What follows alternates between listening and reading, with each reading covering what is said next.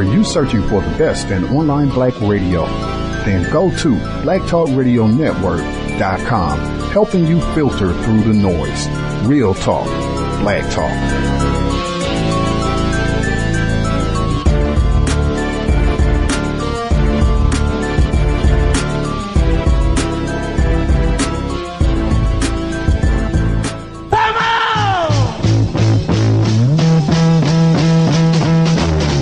Hatred today proving to be an equal opportunity phenomenon as former basketball star Tim Hardaway's self-described homophobic comments have gotten him removed from his scheduled role in the NBA's All-Star festivities this weekend in Las Vegas.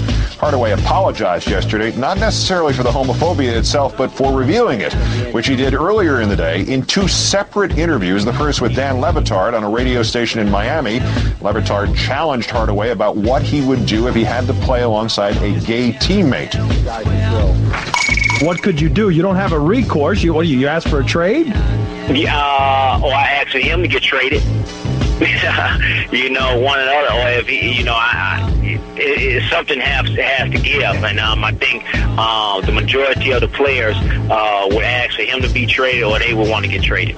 But you'd be trading him to a team where he probably wouldn't be wanted there either, I would imagine. Right, that is true. Or just buy him out of his contract and let him go. You know that what you're saying there, though, Timmy, is flatly homophobic, right? It's just it's bigotry.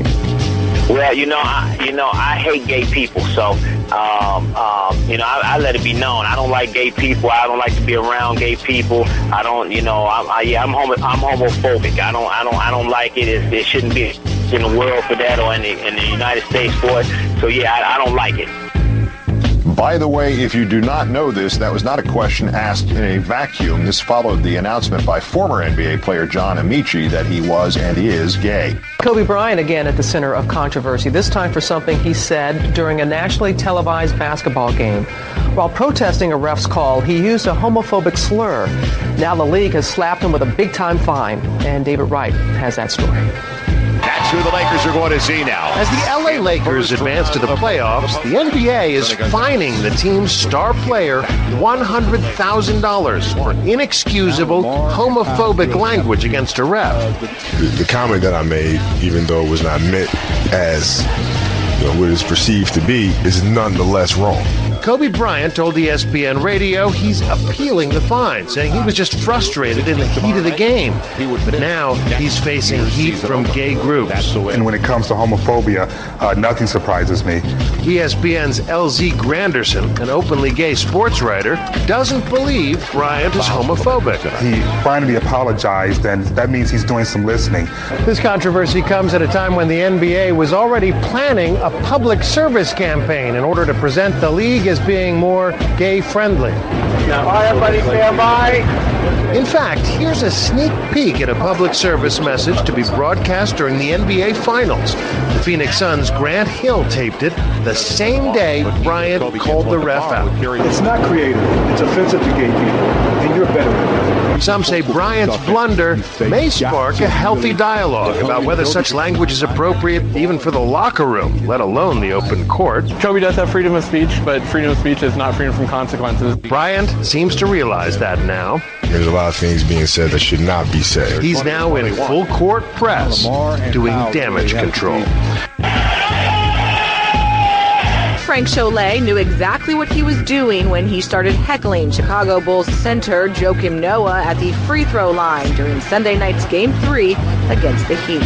Noah, because he's a pretty tough defender. He was hurting us on rebounds, so I wanted to go there and specifically, psychologically damage Noah to get him out of the game. And damage was done, but it was not what Cholet was expecting. It was just all in fun, and he just turns around and starts screaming at me, and that was kind of threw me off a little bit. Kind of took a little fun out of it. Cameras were rolling as Noah screamed a homophobic slur at Cholet, who had a seat near the Bulls bench. Kind of shocked me when what he said. It was uncalled for. That comment ended up costing Noah $50,000, and it's what everybody is talking about today. We know there's going to be microphones. We know there's going to be cameras around us, so you just have to be cautious about what you're saying. Just try to control your emotions as much as possible. They have the right to say what they want to say, and Unfortunately, sometimes, for us, we have to just sit there and take it. Technical foul on Kobe. This incident comes just weeks after Lakers star Kobe Bryant was fined $100,000 for uttering a gay slur at a referee. Your moves are just gay.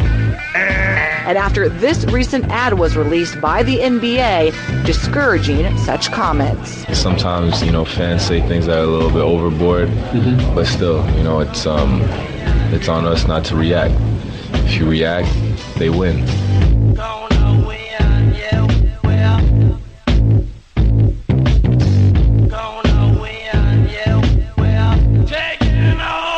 Am I sexually attracted to underage boys? White Supremacy. To have him with us on the program, joining us live, our guest, Mr. Cleo Manago. Mr. Manago, are you with us? Yes, I am. Good evening. Good evening. Thank you so much for sharing.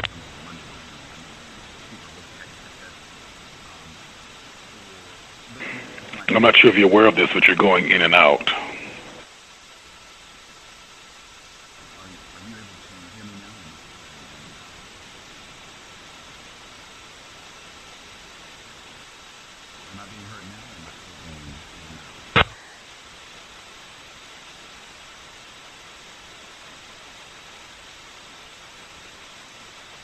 Am I still not being heard? I hear you now. Okay. But you went out for at least 10 seconds, so. Okay. Good to know. I will switch. Not sure how that happened. Again, just thank you for sharing some of your Monday evening with us. For our listeners, if this is their first time hearing from you, could you share just some of your background information so folks will know a little bit more about who you are? I'll do my best. My name is Cleo Manago. I'm the CEO and founder of the National Black Men's Xchange, which is a national empowerment, advocacy, affirmation, and political education organization for diverse black men.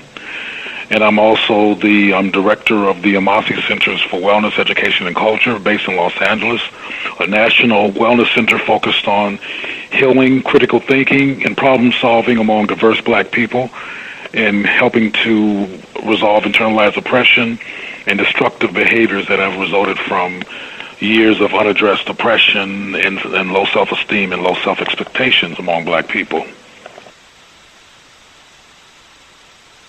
Outstanding. Okay. And you, of course, a black male?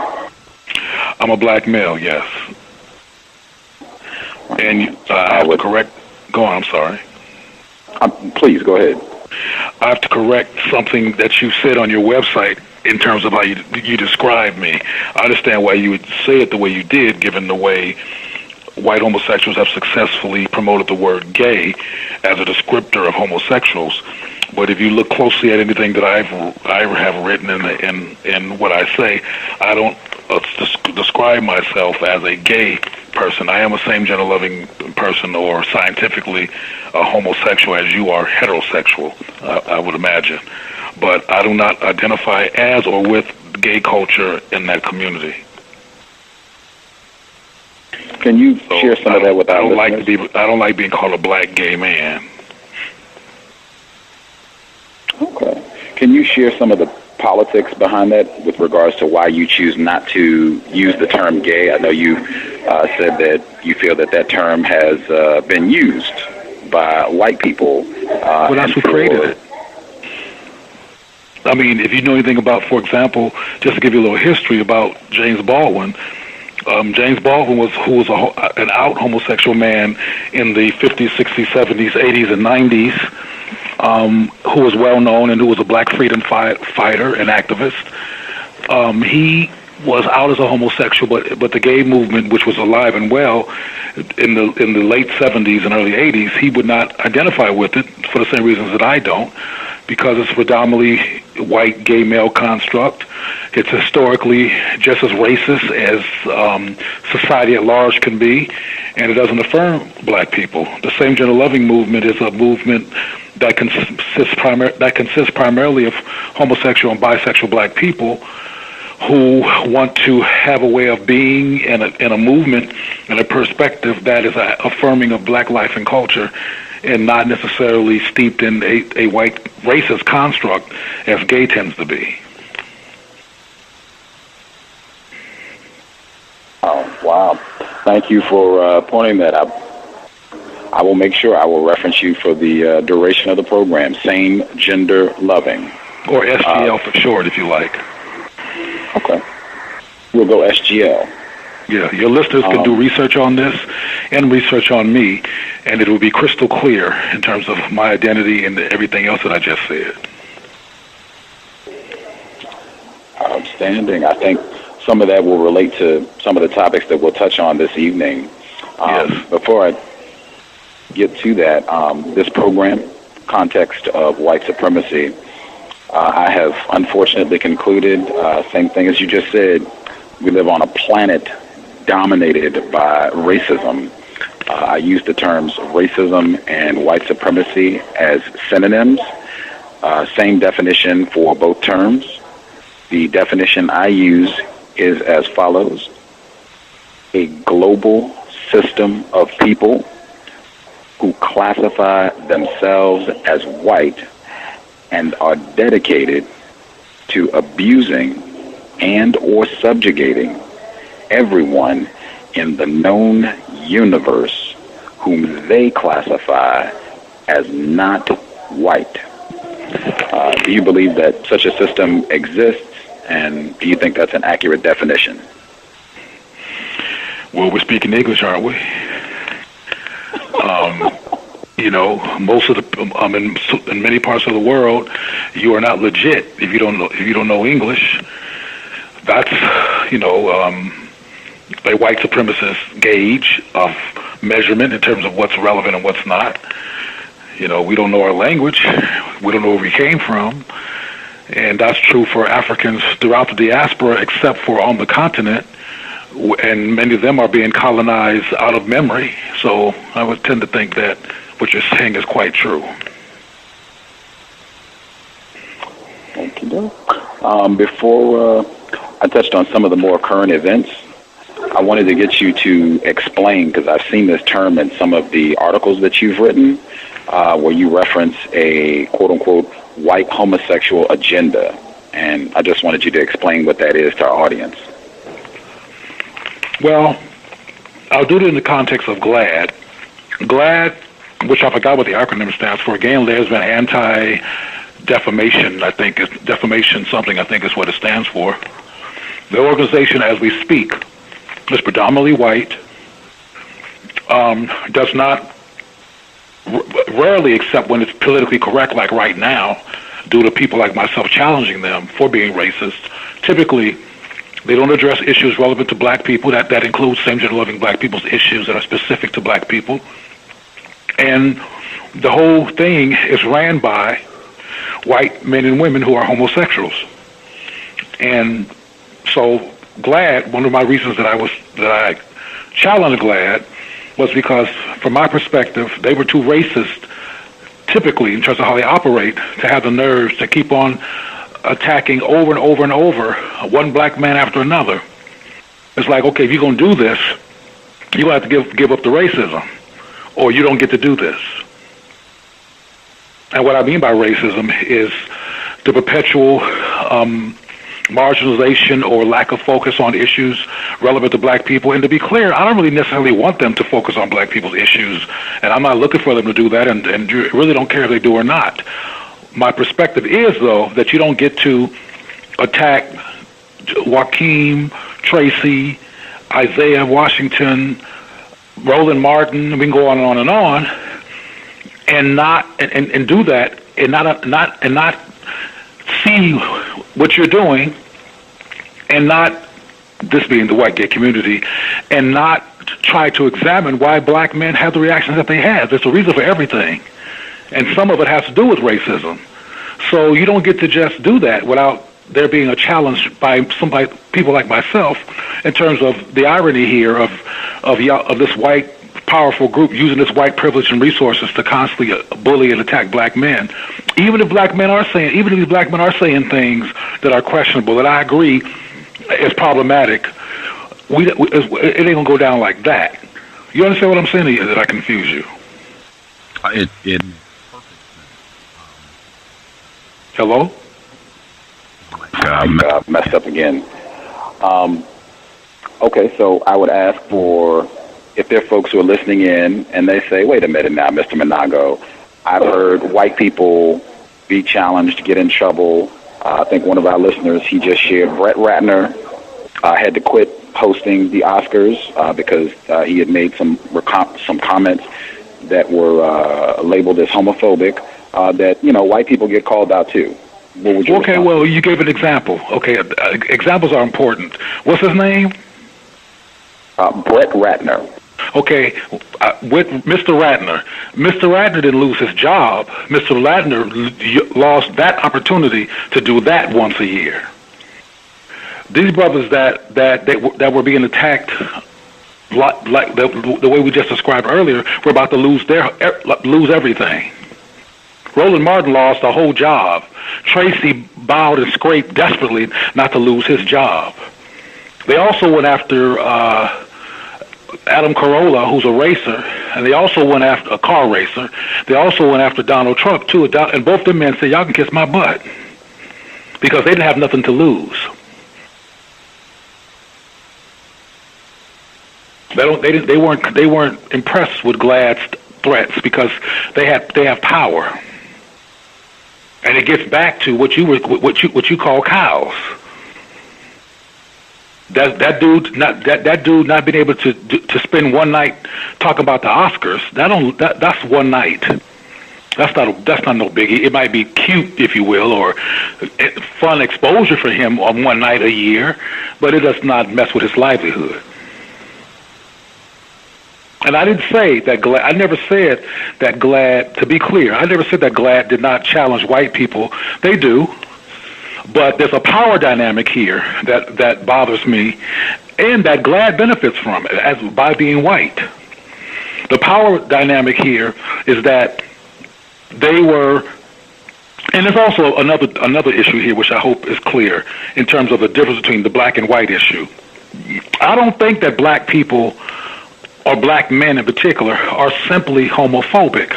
I think there's more to this issue than that word. There's more layers with being black and male in America that white boys don't even have to even think about.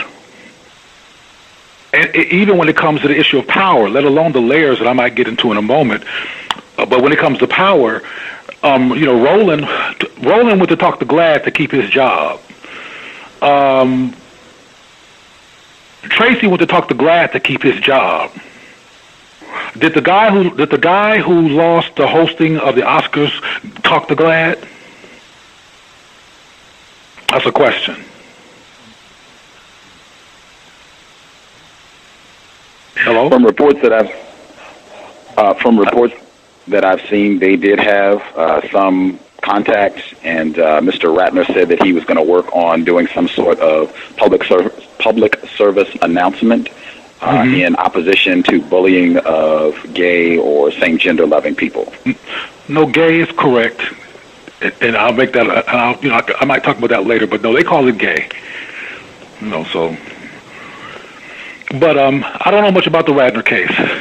I do know that because I don't follow what GLAAD does. I was following it. I kept seeing. I pay attention to black people, so I kept seeing what was being done to black people, and it concerned me. But so I don't know much about that, and I don't watch the Oscars, or I don't watch that stuff, so I did not know anything about that. But when an African American person or a person of African descent is attacked, I see that, and sometimes we need to be called to the carpet too. So it's not that we are free of judgment. It's just that GLAAD, from my perspective, is too white and too inconsiderate of black issues historically to be doing this over and over again. There needs to be something else that goes on other than firing a brother. There needs to be some education going on around this issue, and from a black perspective to them. Because, for example, them being white folks, because, for example, what Roland said, almost every same-gender-loving black male that I spoke to was not offended. Most of the people that I know who were offended by that, I'm talking about black people now, were black people who were academics, black people who are involved in what they call queer theory and white scholarly or academic context. But a lot of same-gender loving brothers who are not in that didn't even have no issue with it. What do you think is responsible for the divide where more of the black people who are in what you call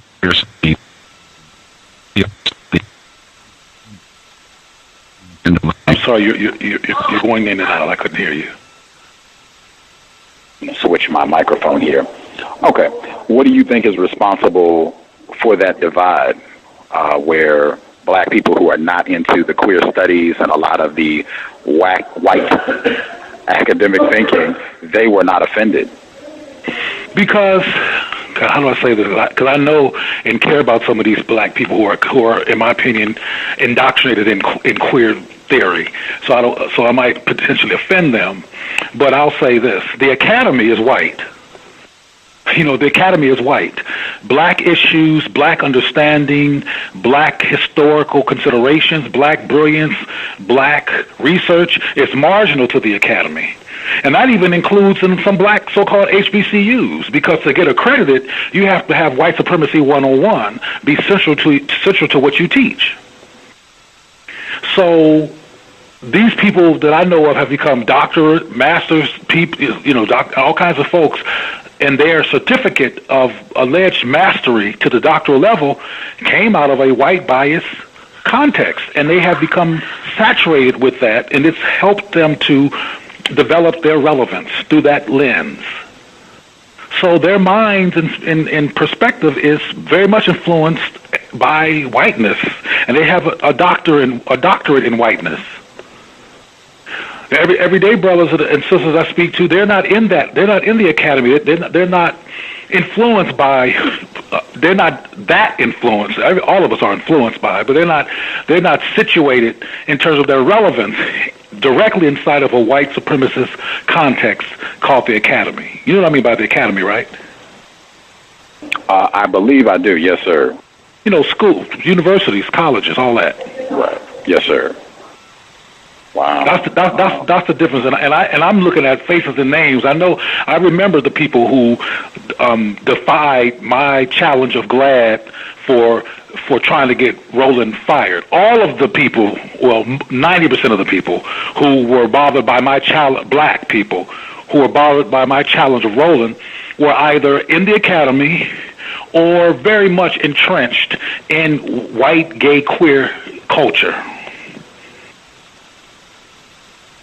Everyday black people are not, including me. I wanted to, this is from your article, Getting at the Root of Black Homophobic Speech. Mm-hmm. It's from February of this year. It touches on a point you raised earlier. Contrary to the prevailing wisdom in America, black people, black men specifically, are not more homophobic than other groups of people. Black men's male insecurity, a more accurate term for what we are really discussing, does have a root cause. White supremacy's emasculation of black men and its twisted construction of black masculinity as inherently violent, predatory, disposable, and dangerous. Black men, from the very first moment they were brought to this country, were criminalized and stigmatized. Black virility was prized because it could ensure that there would be more slaves, but it was also something to be feared. Black men watched their fathers, sons, uncles, cousins, and friends castrated, whipped, raped, and beaten, and drawn and quartered, often to break black men and bend them to the will of white people. But no one wants to talk about that. No one even pays lip service to this fact because white people are tired of talking about racism. But they never seem to have a problem lambasting the behavior of black men that's a direct result of this racist oppression. They claim their agenda is the new civil rights movement and say flagrantly untrue and insulting things like gay is the new black, which essentially re-inscribes the false notion of black inferiority. Care to comment on your writing, Mr. Manago? Well, wasn't I clear? I mean, what else I need to say? You just read it. I can hang up now.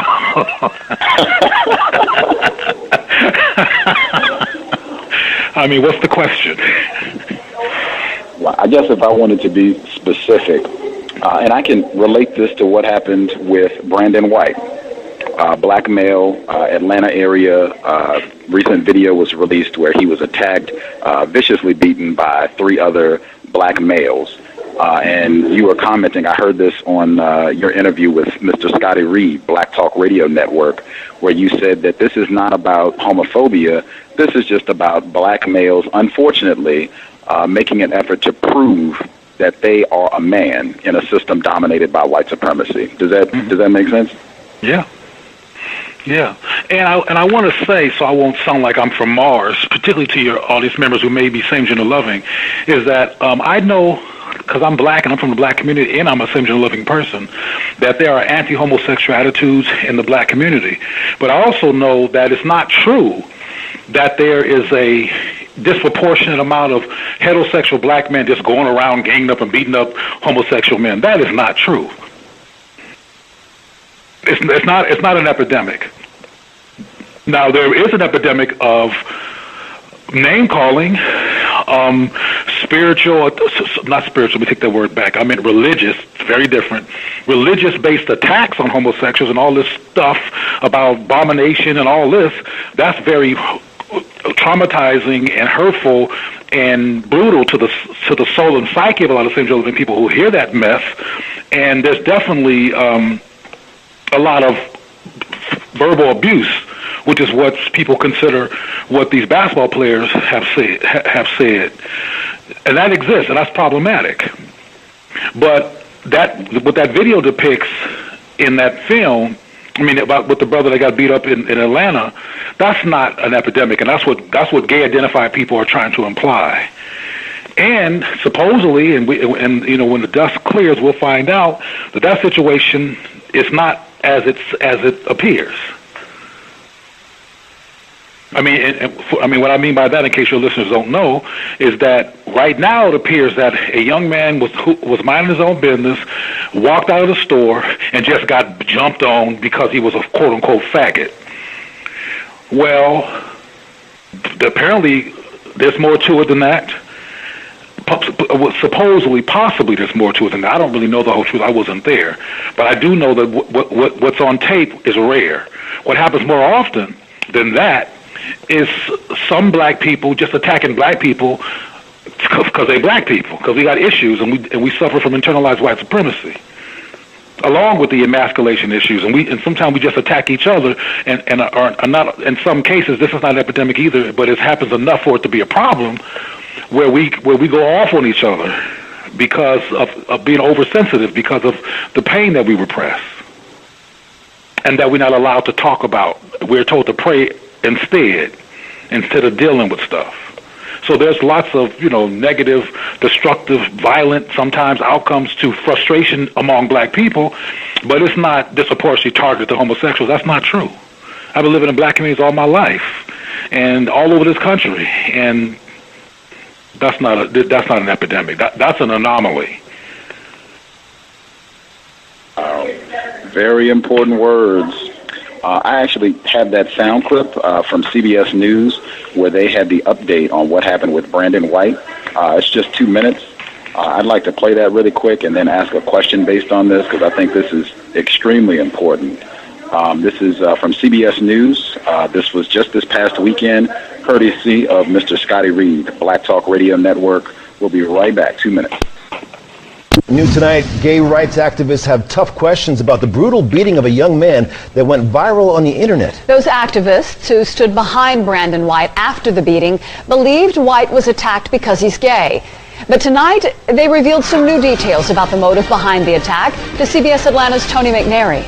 Well, guys, as you know, this case made national headlines. The video beating went viral before the victim, Brandon White, came forward. Now, tonight, some of those gay rights activists who stood behind White and helped search for the men accused of beating him and now say it was not a hate crime. They say the motive was revenge. Brandon needs to come forward and make his wrong right. Devin Ward is with Change Atlanta, a gay rights group. Ward and other members of Atlanta's gay community were among the first to speak out against the brutal beating seen on this video. In the beginning, we thought this was a random attack because Brandon was gay or because of his sexual orientation. The three men appeared to wait outside a grocery store in Atlanta's Pittsburgh community and then attacked 20-year-old Brandon White while yelling gay slurs at him. Ward and other members of the community stood behind White when he spoke out about the attack for the first time. I have never seen one of those guys before. I've gone to that store plenty of times. Several days after the attack, police arrested Dorian Morgan, Christopher Kane, and Darrell Williams. White told everyone he didn't know his attackers. That statement White made is now under scrutiny. We were all duped, and it's a shame. It's a bitter shame. And Gary Nichols says he has since found out White does know some of the men who attacked him. Brandon was basically agitating these young men about personally exposing them for being DL gay or having some type of DL gay down on the down low, possibly gay. And Nichols says the men who attacked White know him and were after a video that's supposed to be on White's phone. You see one of the men grab it. There's a video that was on Brandon's cell phone, and that's why the cell phone was a target. They didn't just beat him up because he was gay. Those who initially stood behind White now have doubt that this was a hate crime. There was some prior actions between him and these other young men, and also he really does know who these guys are. He really knows who these guys are, and I just feel like he absolutely lied to us. Okay, we tried to contact Brandon White through his attorney, but I have not received a response. Atlanta police say no matter the motive, a crime still took place. Live in the newsroom, Tony McNary, CBS Atlanta News.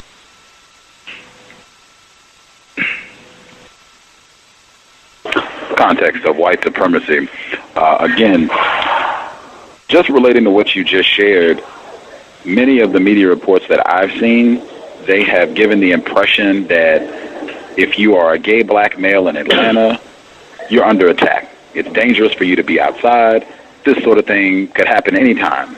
And I have not seen the same coverage of the recent reports and these are gay black males. Change Atlanta, these are reported gay black male or same gender loving black males who are saying we did research, we investigated, and we see evidence that, what was originally reported, Brandon White not knowing his attackers, that's not true. This is not a hate crime. And just the significance, if this gets labeled a hate crime, we could be talking 40 years for the attackers in this crime. I just wanted you to comment on that, and if that could be, just the way that this is being covered, could be another act of racism, white supremacy.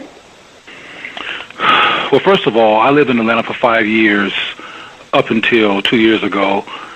It's not, and Atlanta has more homosexuals than ancient Greece. So, no, that's not true that black men are just beat up. That's totally a white gay community rhetorical platform. They influence these brothers, which is one of the reasons why our community needs to stop ignoring same-gender loving people and stop ignoring all kinds of stuff. That's the side effect of oppression and fear in our community and ignorance, because we leave our same-gender loving brothers and sisters into the hands of the white gay community, who just not care about black issues, and they wind up becoming, frankly, more white loyal and more gay loyal than they are to their own community, even in terms of self-identity. And because when they identify as gay, they're buying into that blueprint, and that's what these brothers were doing when they were aping, if you will, white gay rhetoric about the gays are in so much trouble in Atlanta. That is not true. There's rarely an attack on same-gender loving people by heterosexual people in Atlanta. It's extremely rare. Now, what's not extremely rare is people inside of that community, a noticeable percentage who attack each other. That's not rare at all. But heterosexual attacks on homosexual people in the black community in Atlanta is extremely rare. Physical attacks, now there's that religious stuff, absolutely. And that's complicated too, because some of the people doing that are homosexuals who don't want no association. So they talk all this stuff like Eddie Long used to. So there would be no association because they're concerned about not being associated with something that they do because of religious indoctrination. But getting back to Brandon's situation and those other guys, what those guys did to that young man was brutal on video, and no matter how you look at it. But I don't know the whole story. I don't know the whole thing, and I can't give a perspective on it because I do not know. I do know that it was brutal, but I don't know why it occurred. I don't know if this report that they knew each other is true or not, because who knows what the attorneys have put out there to defend these guys. I could tell you this though, without even stuttering, those brothers, I hope they do not get charged with hate crimes. I hope that does not happen. I hope they don't wind up in 40 years of prison over that incident.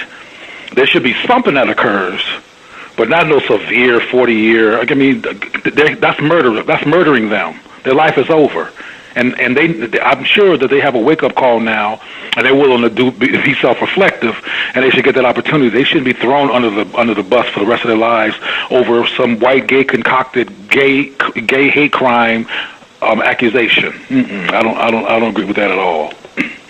And there's a whole lot of mythology that circles this, inspired by the white gay community, which is ignorant and self-serving around their agenda. So I just hope that those brothers learn their lesson, but not thrown under the bus. And I hope that Brandon was not lying.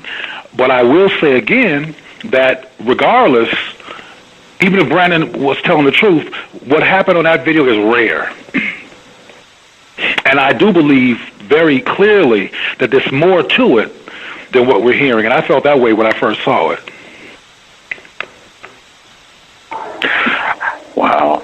I wanted to make sure that I asked because you said this before we went live. GLAAD has a lot of information on their website about what happened with Brandon White. This is a hate crime, etc.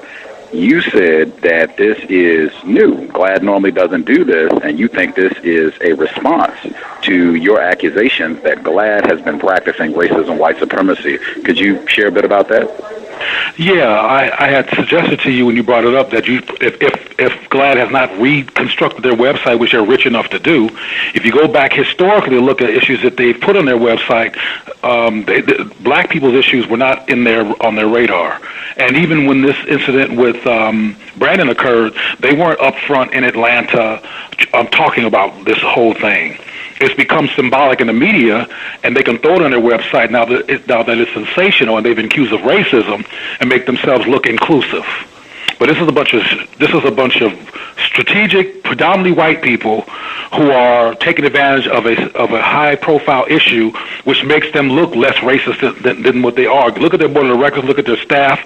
Look what they typically do. This is a typical white gay cultural phenomena. But yes, I mean, of course, after some pressure, etc., Brandon's issues all over their website. I mean, they've been accused of being blackaphobic publicly by myself and similar types of accusations from others.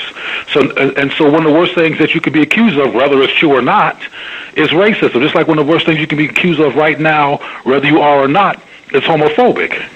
So people do symbolic gestures all the time. Even when Tracy or Roland or Kobe or Joaquin and all of them, quote-unquote, apologize, those are symbolic gestures. Those were not based on them having a transformation. They, in particular, are trying to keep their jobs. So, my point of raising that earlier before the call was that don't be fooled by all the black faces suddenly on White GLAAD's website. It was a predictable move. I predicted they were going to do that, ultimately.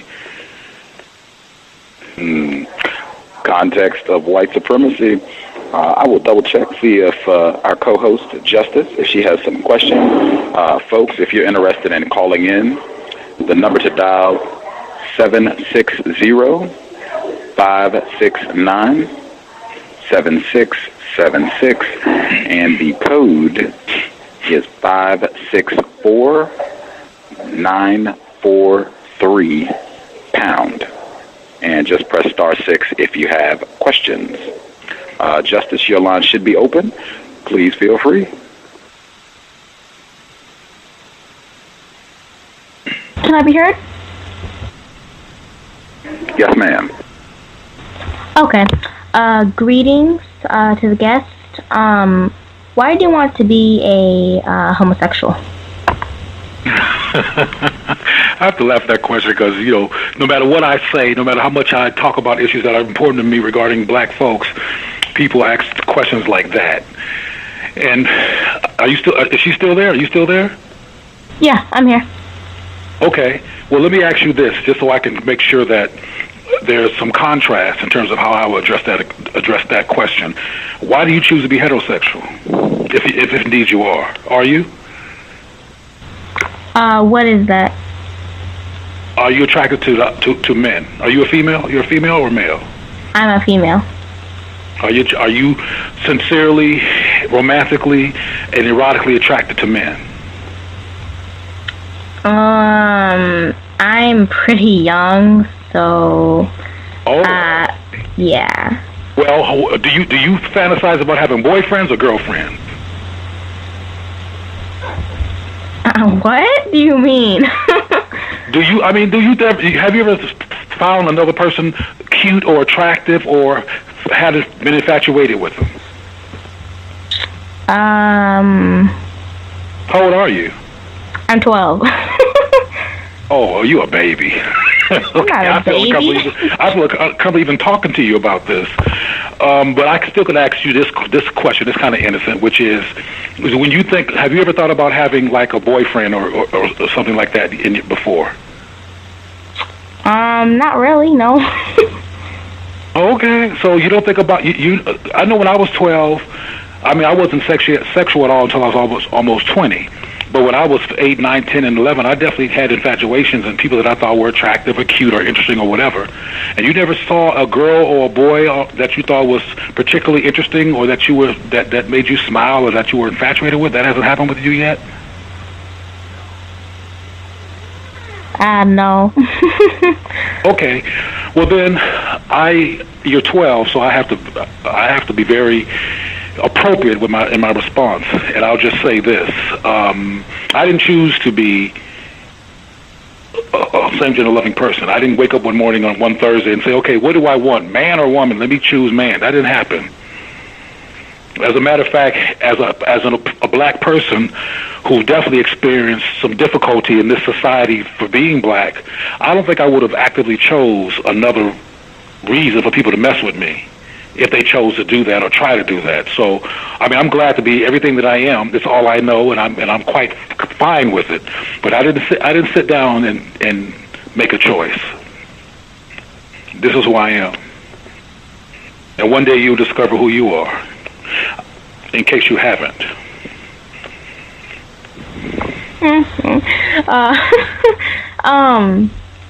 Thank you for answering my question. I do not have any more questions at this time, but yeah. Gus, you can go ahead. You're welcome. Mm-hmm. Man, that is... Thank you both. I laughed and laughed. I was waiting to hear how she was going to answer that question. Man. I was laughing. I was laughing so hard. Do you know this young lady? Oh, yeah. We go way back.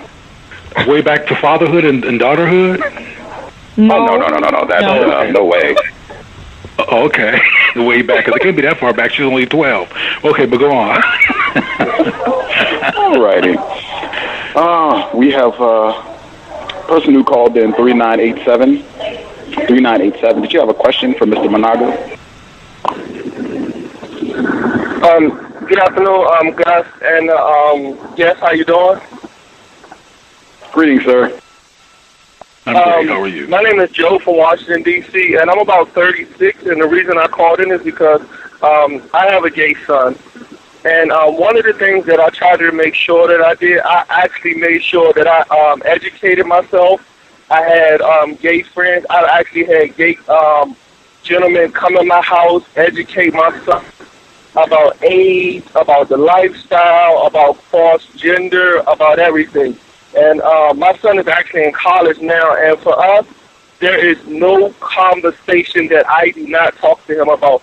As far as I know whether or not he's a top or bottom, I know when he go out, I know when he has company. In Washington, D.C., AIDS, it's all over the place. The guys in Washington, D.C. are kind of out of control. So that was one of the things I tried to make sure. Like, I love women. He know I love women, and I've never tried to hide that I love women. So when I found out that he was gay, yes, I was disappointed. But I told him that the only thing that I can control is to make sure that he's a positive black brother.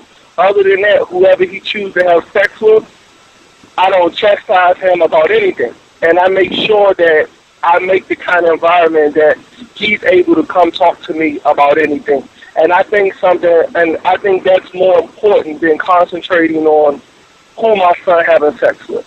And I think as far as even when you're dealing with religion, politics, and anything else in the world, I think as long as we educate our kids about everything, then I think we can avoid a lot of crazy stuff. And that's what I had to say. And I hope those brothers don't get thrown in jail for 40 years. Yeah, so do I. Brother, you are a wonderful, a very heartwarming and wonderful example of how to make sure that your black child is self-sufficient, protected, a critical thinker, and values themselves. Because you are their God when they grow up from birth to 18, 19, whatever. You're the one who helps to determine how they think and how they see themselves. And your son is quite fortunate and quite lucky to have a father like yourself. That's great. Congratulations to him for having you as a father. Because that's what black people need to do. We have all these manhood issues. We don't want our sons to be punks and faggots and all that kind of stuff. And I understand all that. I mean, I'm from the black community too, born and raised in the black community. I heard all of it. I mean, I'm not from Mars. I'm from right here. And I understand all of these concerns about the condition that black men might show up in based on all that we've been through. But sexuality has always been a very dimensional theme. You know, homosexuality is not new. It's as old as time. Same-gender loving people, bisexual people, heterosexual people, the diversity of being human has been here. But what is distracting our capacity to be realistic about it in the United States and in the Western world is the trauma, the trauma result of white supremacy and manhood disorientation and fear and insecurity that has resulted from our experience in this country as black men. We've been effeminized, dogged out, lied on, incarcerated, etc. And we're self-conscious about our manhood, and punk, sissy, and homosexual, supposedly based on what we've taught, don't fit in manhood, and we're desperate to be a man. And that's where some of this resistance comes from. Like even in that Brandon White video, they kept calling him faggots and punks and all this other kind of stuff because they wanted to harm him emotionally, let alone physically, by using those words that they know are insults in this culture. But that young man who has his brother as a father is a little bit more shielded from that crap because he'll know who he is when he walks in the room.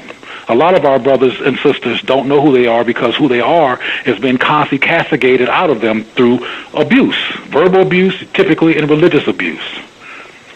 And cultural abuse, post-white supremacy, trauma-based cultural abuse. And it's not good. It's part of the reason why the HIV/AIDS issue has not been successfully resolved in our community because we're too busy tripping to make a conscious effort to neutrally focus on resolving HIV and AIDS among black folks. We got all these stigmas and I ain't no homosexual and la la la. All that stuff is just keeping us distracted and crazy. Thank you, caller in D.C. I want to try to get some of the other folks as quick as we can. The person who dialed in, Massachusetts. Did you have a question, caller in Massachusetts? Hey, guys, how you doing? Good evening. Good evening, sir. Good evening. Yes. Hi to your caller. Yes, I was calling because when I heard they were saying that, you know, black people are homophobic, I was like, man, come on.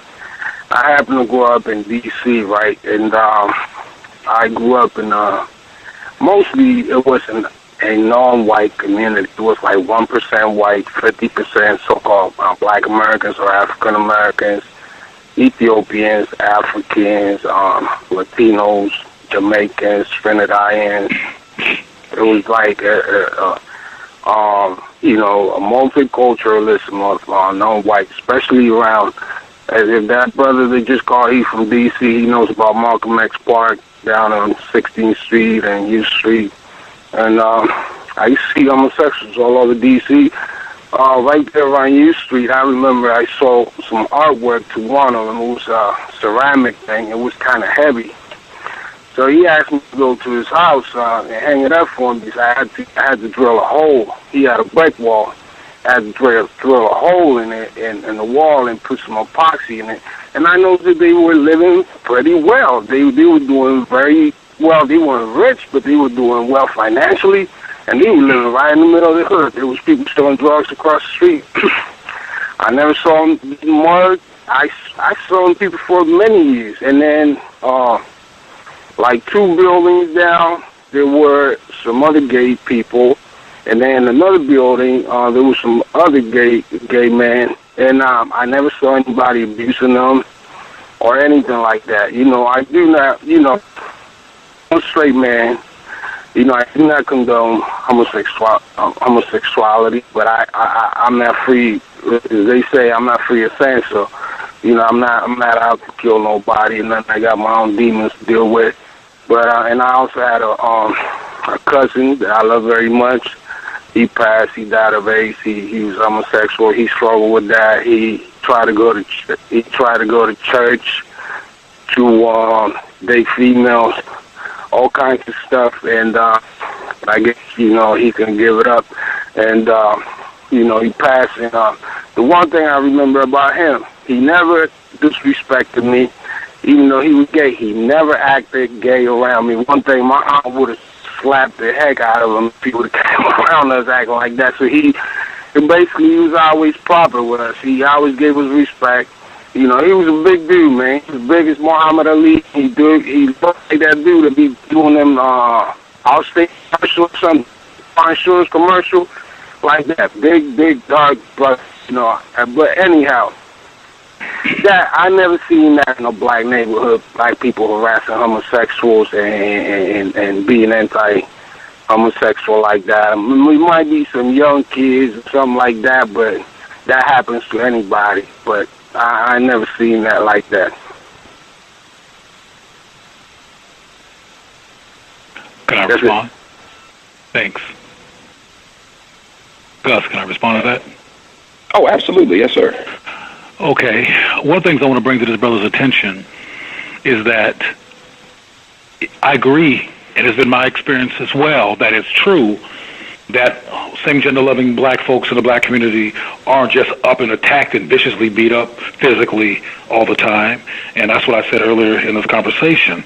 But some of the language that he used inadvertently, and I don't think it was his intention, was abusive and traumatizing language to same-gender loving people.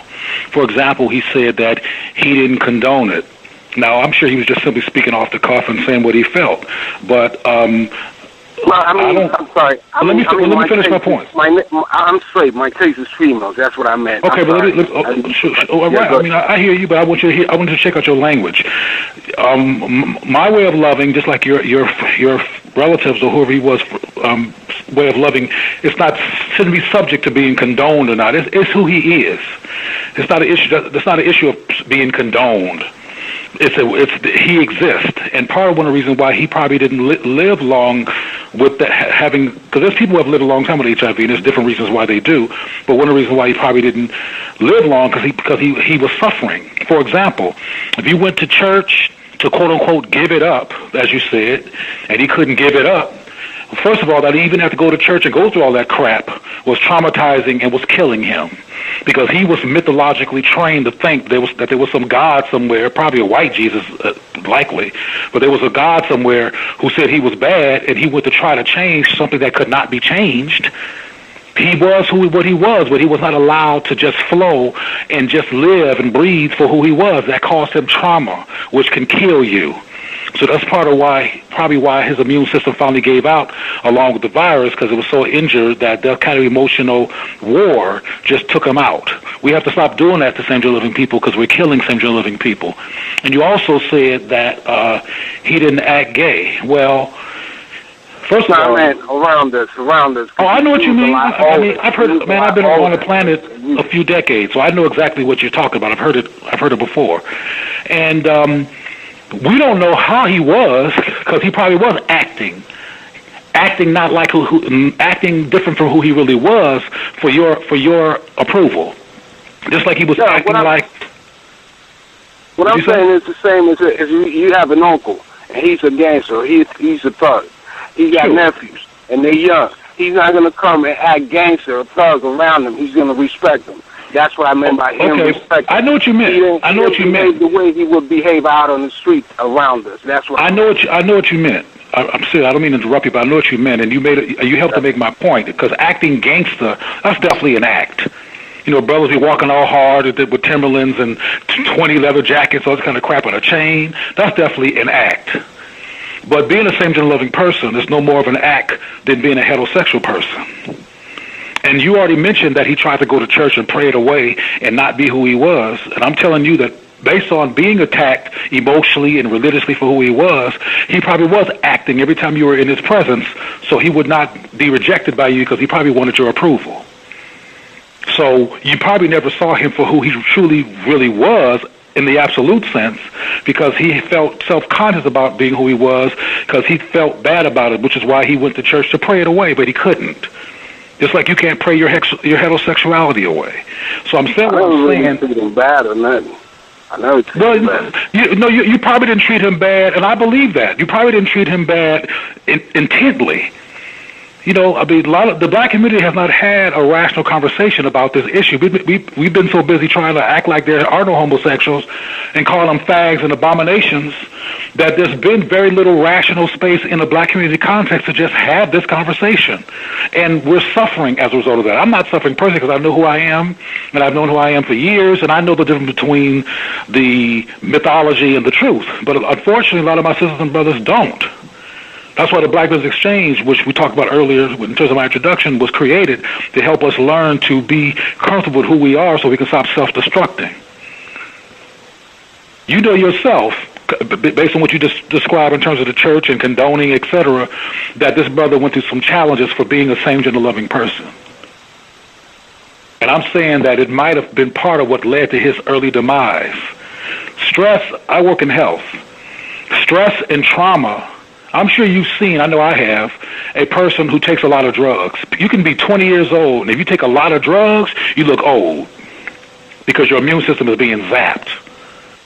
Trauma with no drugs, let alone with drugs and alcohol, which tends to be the combination, could have that same impact. And if you have an immune injury virus like HIV and AIDS, the trauma, the oppression, the repression, the self-hate, along with that disease, it can take you out of here. And that's that's happening disproportionately to black people, and it has for 30 years, because of our inability as a community to face our diversity, because we have been indoctrinated by whiteness and self-consciousness and racism that has us having a hard time just being present with each other in rational ways.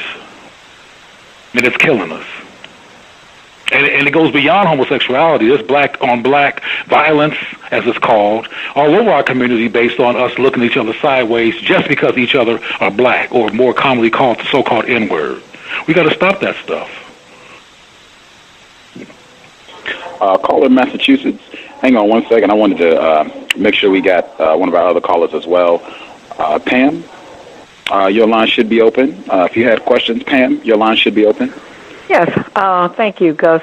Good evening to all of you, to the guest. I was really looking forward to the show with you, program with you, and I did have a question for you. And I just want to preface it by saying that you're still my brother, and I still have much respect and compassion for people in your community. I forget exactly what you want it to be called, but I just had a quick question for you. If I could just preface it by saying this. Some African scholars have determined that homosexuality originated in Europe with the Greek and Roman cultures. And even during slavery, African boys and males were raped by white males. And some believe that's true. I'm sorry. Oh, and some believe this may have been the genesis of black male homosexuality. Dr. Welsing even... Have you heard of Dr. Welsing? Dr. Frances Welsing? I've met her, and I'm a big fan. Okay. This is what she said. Dr. Frances Cress Welsing out of D.C. Yes. Oh, that's right. You're in D.C., absolutely.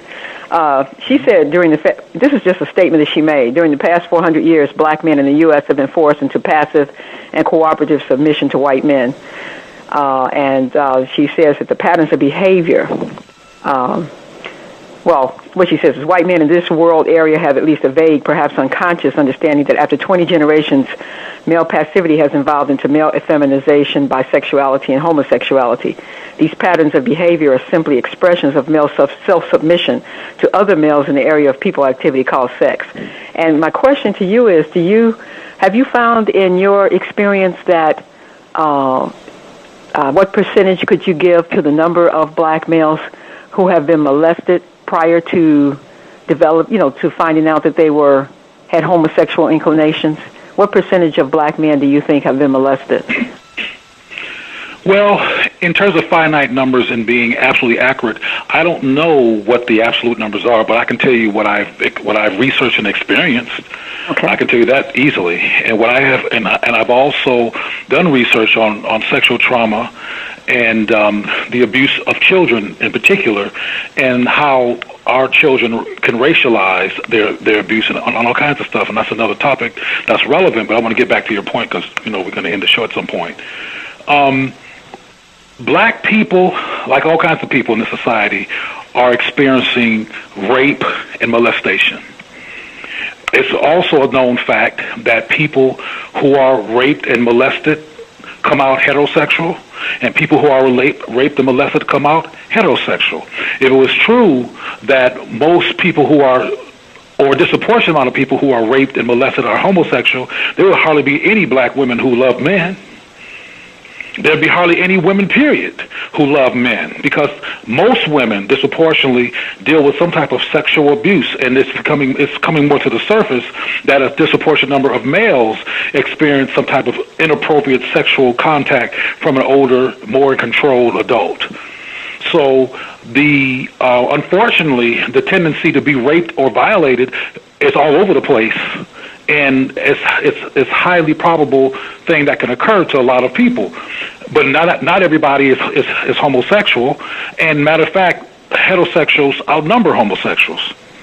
So that whole rape thing is not a good argument, because if it was a good argument, everybody on this phone might, or who called in, or at least half the people might be homosexual people, and I would assume that they're not. And in my own research, most of the people that I spoke to who had gone through molestation were not homosexual. Okay, I understand your point, although I do believe that there's a difference. Not to say one is less brutal than the other, but I personally think there's a difference between a male raping a female and a male raping a male. I think it has a different psychological impact. I guess my whole thing would be is if homosexuality was largely, according to these scholars, like Dr. Baruti, if homosexuality was largely absent in Africa, then it must have come... That's not even true. Pardon? That's not even true. See, how I have to respond to that is this.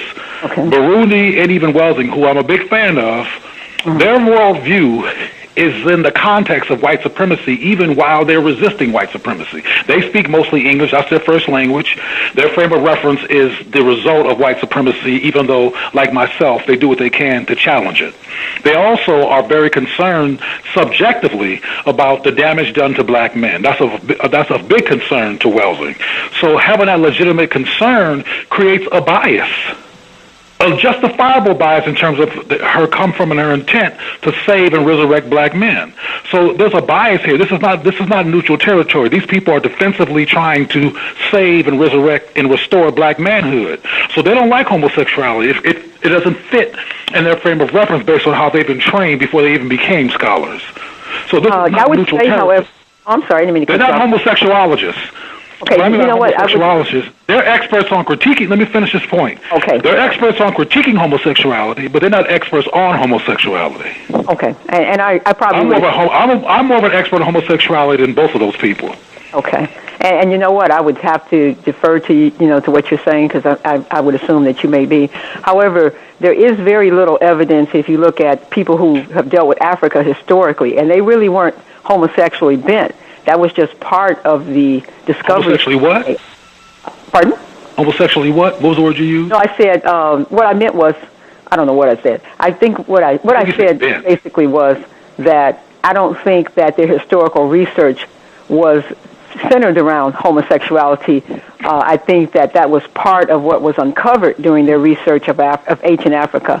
And some scholars have come to the conclusion based on the evidence, the historical artifacts, and evidence is there's very little evidence to show that African people were homosexually inclined.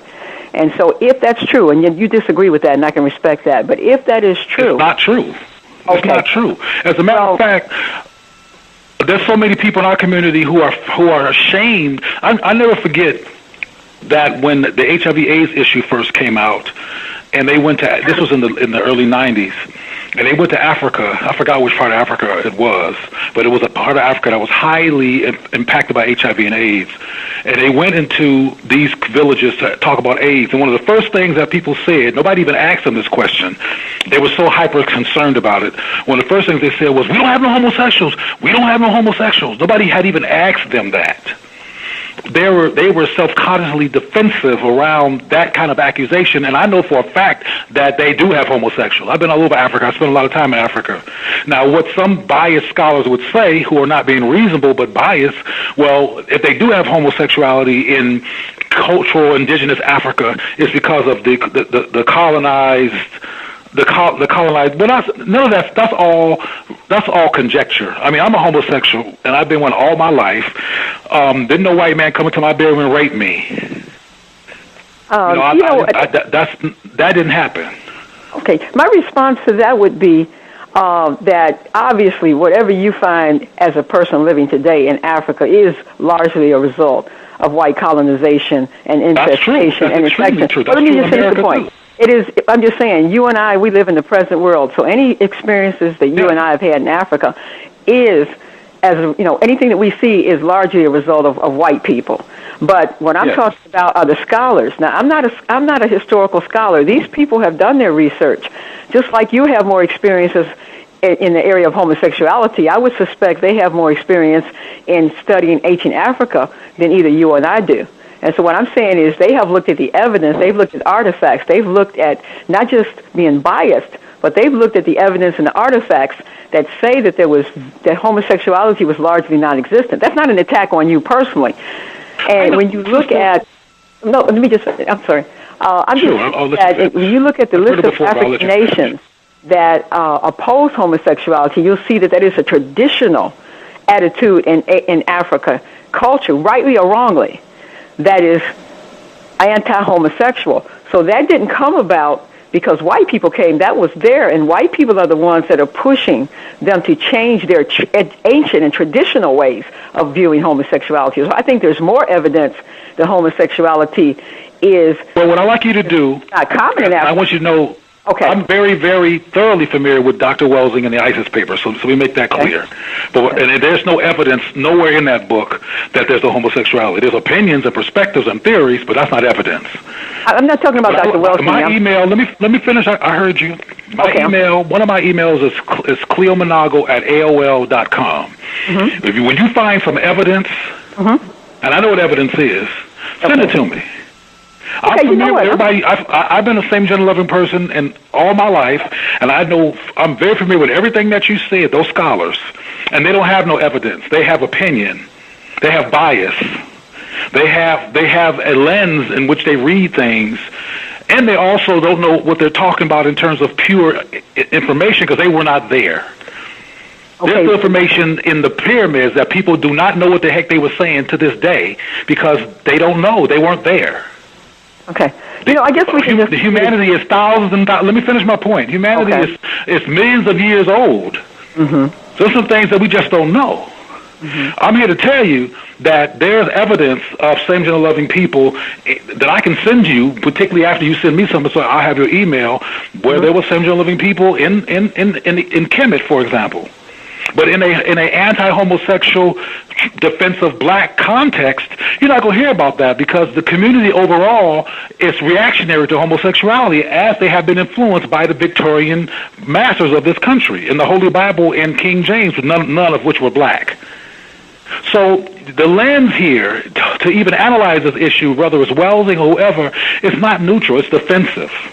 But if you can send me some neutral, which will be almost impossible to find, some neutral proof of the lack of same-gender loving people in Africa, send it. You be the first person to be able to send that to me because I've been asking for years. Okay, you know what? I will certainly give it a shot, and if I do find some, I will definitely send it to you. And when you can't find some, I don't know that there's any evidence that they were, so if you could send that to me, I appreciate it. I sure will. If you send me an email, CLEOMANAGO@AOL.com, I can assure you I will be able to send it to you. Okay, could you give me that one more time? And this will be from African people, not from some Western scholar. Okay, could you give me that email again? CLEO, like Cleopatra, but it's Cleo, Manago, Mary Apple, Nancy Apple, G-O, M-A, like Manago, Manago. Okay, at AOL.com. Yes. Okay, if I find something, I'll certainly send it to you. Thank you for... and if you don't find something, I'll accept your apology. Well, I'm just going to say we can agree to find something. We will just agree to disagree this is not an issue of agree and disagree, sister. We're not talking about opinion here. We're talking about facts here. You send some facts. We're not talking about agree and disagree. If you don't like homosexuality, that's one thing. If you have some proof that it's a problem, that's another thing. This is not about agree or disagree. I'm not trying to get you to agree with me. It's not about me. Homosexuality preceded my very existence. Mm-hmm. Well, so like I said, if I send something, with me. Okay, if I find something, I'll send it to you, and I'll send you my email so you can send me your evidence. Thank you very much for the comment. You're very welcome. Okay. The person who dialed in, Praz, your line should be open. Did you have a question for Mr. Manago? Hello, Mr. Manago. Good evening. I had a question for you. How does bisexuality fit within your same gender-loving paradigm? I mean, if at all. Well, yeah, bisexuality fits in the same gender-loving paradigm in that bisexuality also includes same-gender love. So it fits. Bisexual people are people who like people of the same gender and people who are of another gender. So it fits. But it's another way of being. I mean, same homosexuals and bisexuals and heterosexuals have different directions in which they have their sexuality. Some people, going back to this sister's focus on so-called experts, some experts claim that almost everybody has bisexual tendencies, but we're conditioned to go where it's safe, and it's safer to be heterosexual. Okay. My second question is: are bisexuals unique in their ability to exercise personal choice regarding which gender they are attracted to? I don't think so. I think that one of the reasons why bisexuality is spoken about in strange ways is that people think there's this huge human difference between males and females. And when it comes to being human, just a human being, there is no difference. When it comes to organs, there's some difference because women produce children, and men are involved in that through intercourse with a woman. So there has to be some differences because men don't produce children. But in essence, both are fully human beings. And some people have the capacity to not focus on their gender, but on their essence. And if they like their essence and their sex appeal, they don't really have any. They don't care about their gender. So I mean that's how I describe it. Okay, so it's possible that a same gender loving person could fall in love with the essence of someone who was of a different gender, like let's say a same. Okay. Yeah, as a matter of fact, heterosexual men have fallen in love with other men before too. They didn't want to go there sexually because they didn't want to, they weren't interested, or they didn't want to be unsafe. But they call some of this stuff bromance or whatever these days. But there's all kinds of human possibilities. And love, I mean, I'm talking about love now, not just so-called sex, but love and affinity doesn't always care about genitalia. Okay. I know that occurs. Oh, okay. Now, this is my final question. If all non-whites became same gender loving, how could non-whites prevent non-white genetic annihilation?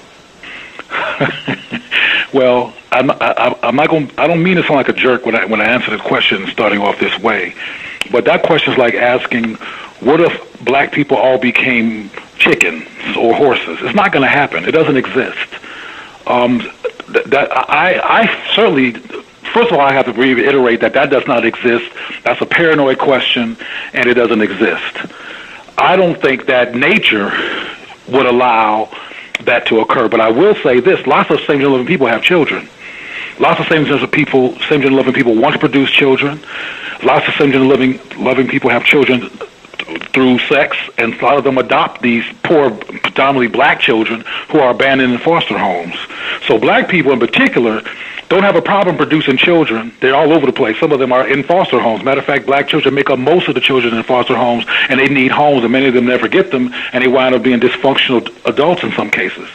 But the concern about reproducing new black people all over the world ain't an issue. Black folks reproduce like crazy. And that's why there's so many barriers sometimes to us being fully functional people, so we won't overproduce and take over. That's a concern that somebody has. I won't get into that, but black folks reproducing black folks, along with the fact that they're same gender loving and bisexual people, that ain't an issue. We know how to populate, and we don't know, we're not having no problems with that. We're dying of starvation left and right all over this country and all over the world because there's so many of us. And there's not enough resources because they've been taken usually by colonial forces, and we're left dysfunctional. So we don't got no problems reproducing. We have a problem loving ourselves and working collaboratively with each other and being supportive of each other and having each other's back and stopping the war on black people. That's a problem. But producing black people ain't no problem.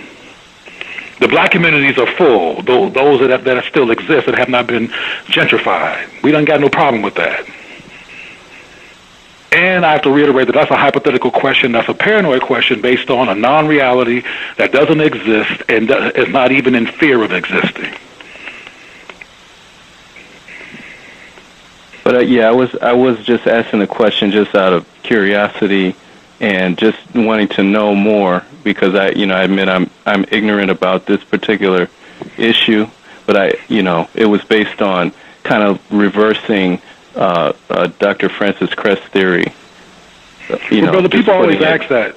One of the concerns that's out there that you may have heard is, oh God, what if everybody becomes homosexual? I mean, they're making all the men homosexual. What are we going to do? All the men aren't going to be homosexual. That's not going to happen. And I'll have to go back to myself and people that I know. I wasn't injected with some homosexual juice or whatever the heck people want to say happened that made, I am a same gender loving person. I've been this way since I discovered my brain and my mind and my consciousness. We exist. We always have. But colonialism is always ironic to me that people blame homosexuality on white folks when in fact sexual labels and sexual constructions and limitations came from the Victoria era and white folks. Black people in Africa did not have all these boundaries in many instances that we have here that we learned from Catholics and Protestants and etc. That's what's not African is all the schizophrenia that we have. One thing that is African, and I hate to talk about this without having page 30 and 35 to turn to, but I did not know that this was going to happen in this conversation, is even when black people were same-gender loving in many African cultures, they still have to reproduce children. They still had to do that. That was important because of concerns like that typically come out of the question that you asked about what's going to happen if. Well, Africans make sure that we produce regardless of our ultimate love affair and our other love affairs. As you know, a lot of African cultures, people had many wives. And there were some African kings who had both a male and female harem.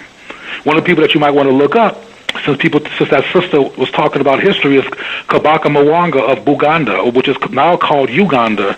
Kabaka Mwanga, and Kabaka means king of Buganda before it was colonized, had a male and a female harem. And as a matter of fact, the colonizers used that against him to help come into his country and take over, by telling the local people that it was bad.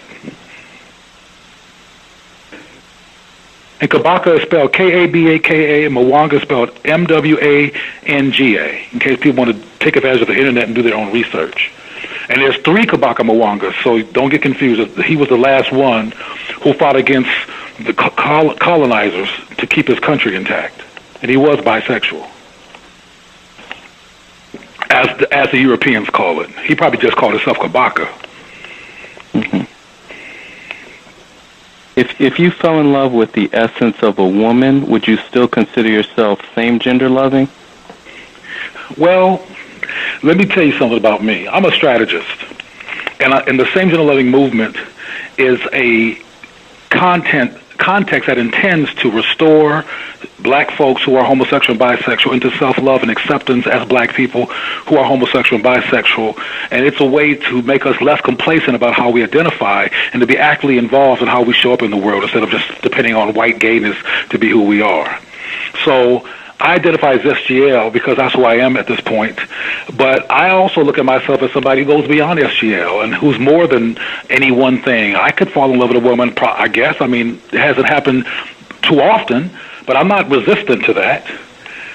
I'm a human being that has all kinds of possibilities just like you do. So I'm not sitting here stuck nowhere. Whatever comes. And if that came, I would go with it. I'm not resistant. I'm not tripping. Okay. Thank you for answering my questions. Sure. You're welcome. Thank you for asking. Caller in California, did you have a question for Mr. Manago? Your line should be open. Thank you.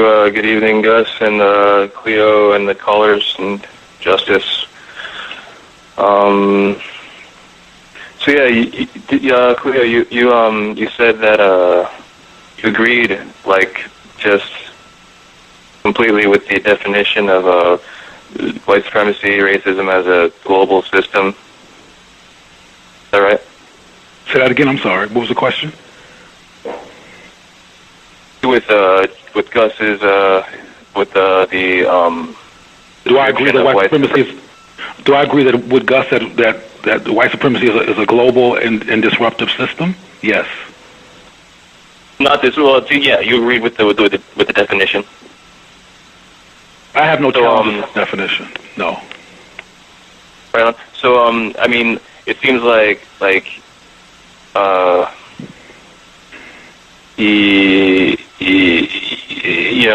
like you ever heard Neely Fuller before? I love Neely Fuller. He's the mentor of Dr. Wellesley. Right.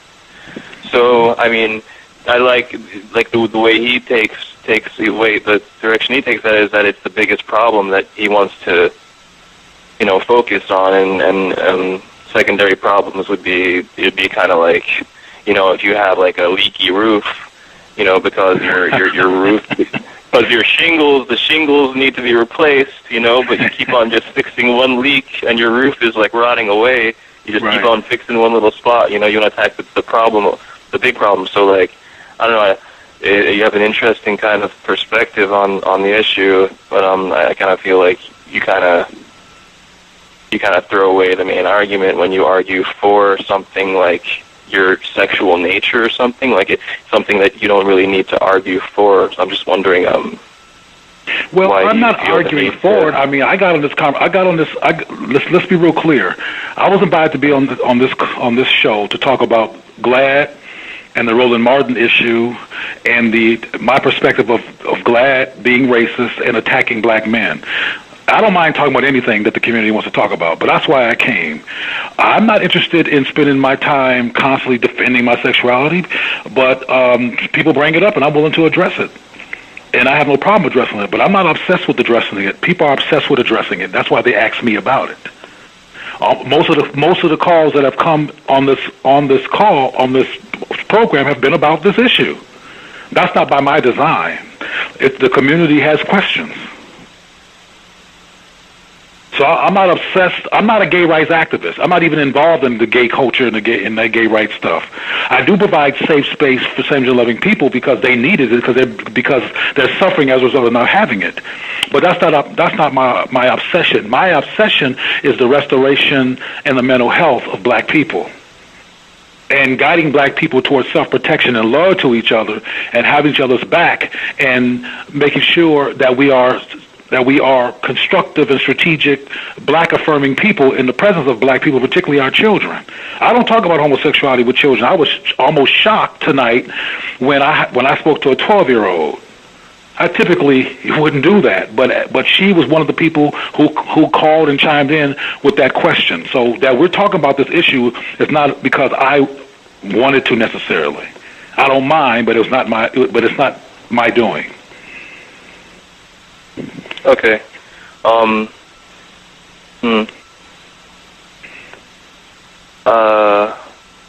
Thanks for answering my question. I guess I'll just let it go to the next person. You're welcome.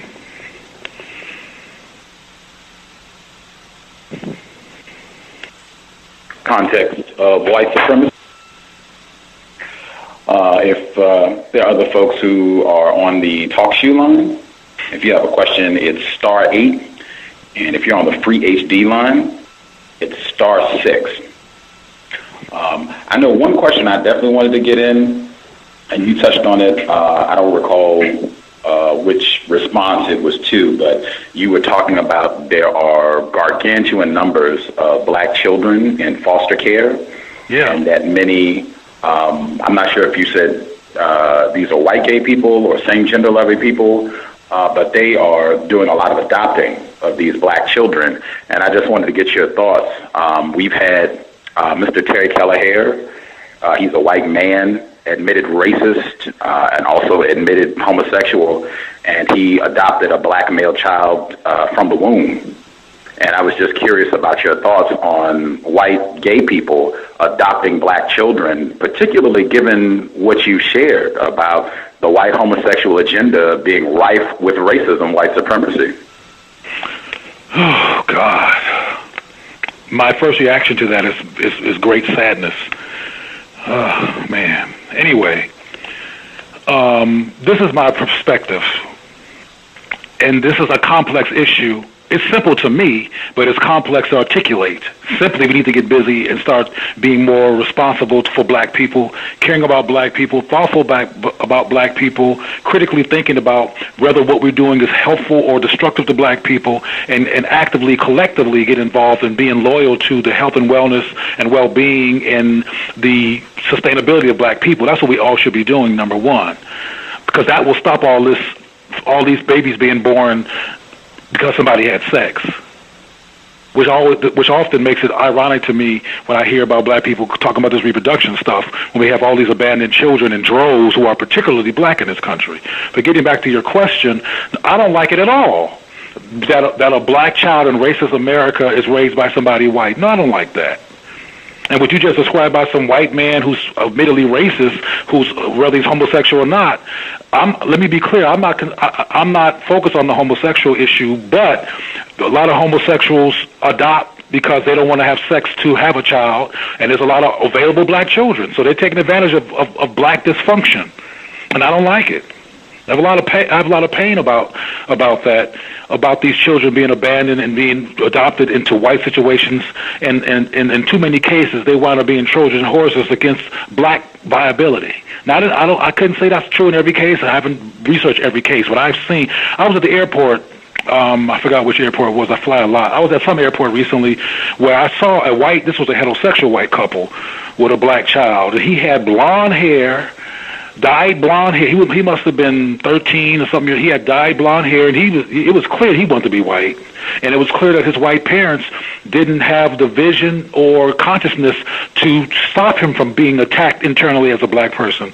I don't care whether the people are homosexual or heterosexual. I don't like that the black community has been thrown into such disarray that we have all these children. And of course, getting back to your question, yes, I'm disturbed by what you just described. Are you kidding? It's horrible. But there's two pieces of this. It's horrible that black children are being set up to either be abandoned or have non-black parents, and that there's so much dysfunction in our community that people keep having babies because they had sex that they can't take care of. So this is a double-edged sword here. It's not about just the white people that are adopting children. It's about the dysfunction in the black community that we need to attend to that creates these children that go on the market for to be adopted and indoctrinated.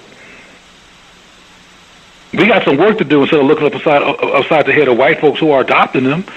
We have to stop creating the situation. I hope that made sense. Absolutely. Dr. Welsing, she has said the same thing about black people having, she uses the term throwaway children, being careless with sex, and then just as you said, racist man, racist woman, they get to swoop in and take advantage. They can come and have their pick of lots of non-white children who are in really bad situations because of white supremacy. And I agree with Mother Welsing 1,000%. Context of white supremacy. We are got about 15, 20 minutes left in the program. If you have a question, I don't want people waiting until the last minute to get a hand up. If you have a question, you should get your hand up now while we have time. I also wanted to address, because at least it's been my experience, a lot of black non-white people, they are not seeing what you have kind of spelled out. We talked about this earlier with GLAAD and a lot of these predominantly white gay rights groups practicing racism in the way that they attack different black groups or black people. And you have a report, this goes all the way back to the 2008 election in California, where many of these same groups were blaming black people and saying it was black people's fault that Proposition 8 didn't pass. And I wanted to... That it did. Number one, I'm sorry. Oh, that it did. Sorry, that it did pass. Right. Sorry. That they blamed them for this, even though recently it got overturned. They had a Supreme Court ruling. Didn't need black people for that, which, I try to emphasize the whole time. Whatever it is white people want to do, they do not need black people's permission. That's right. You have this. I want to make sure I get the article. Gays in Los Angeles indict blacks and deliver fake anthrax. I just wanted to read this. Oh, you found that? Man, you be doing your research. We try to. You wrote, and you were talking about black, same gender-loving people not stepping up and being more vocal, and you were saying that you believe that this silence results from what white gays are often the philosophical parents of many blacks who have not defined themselves as gay leaders.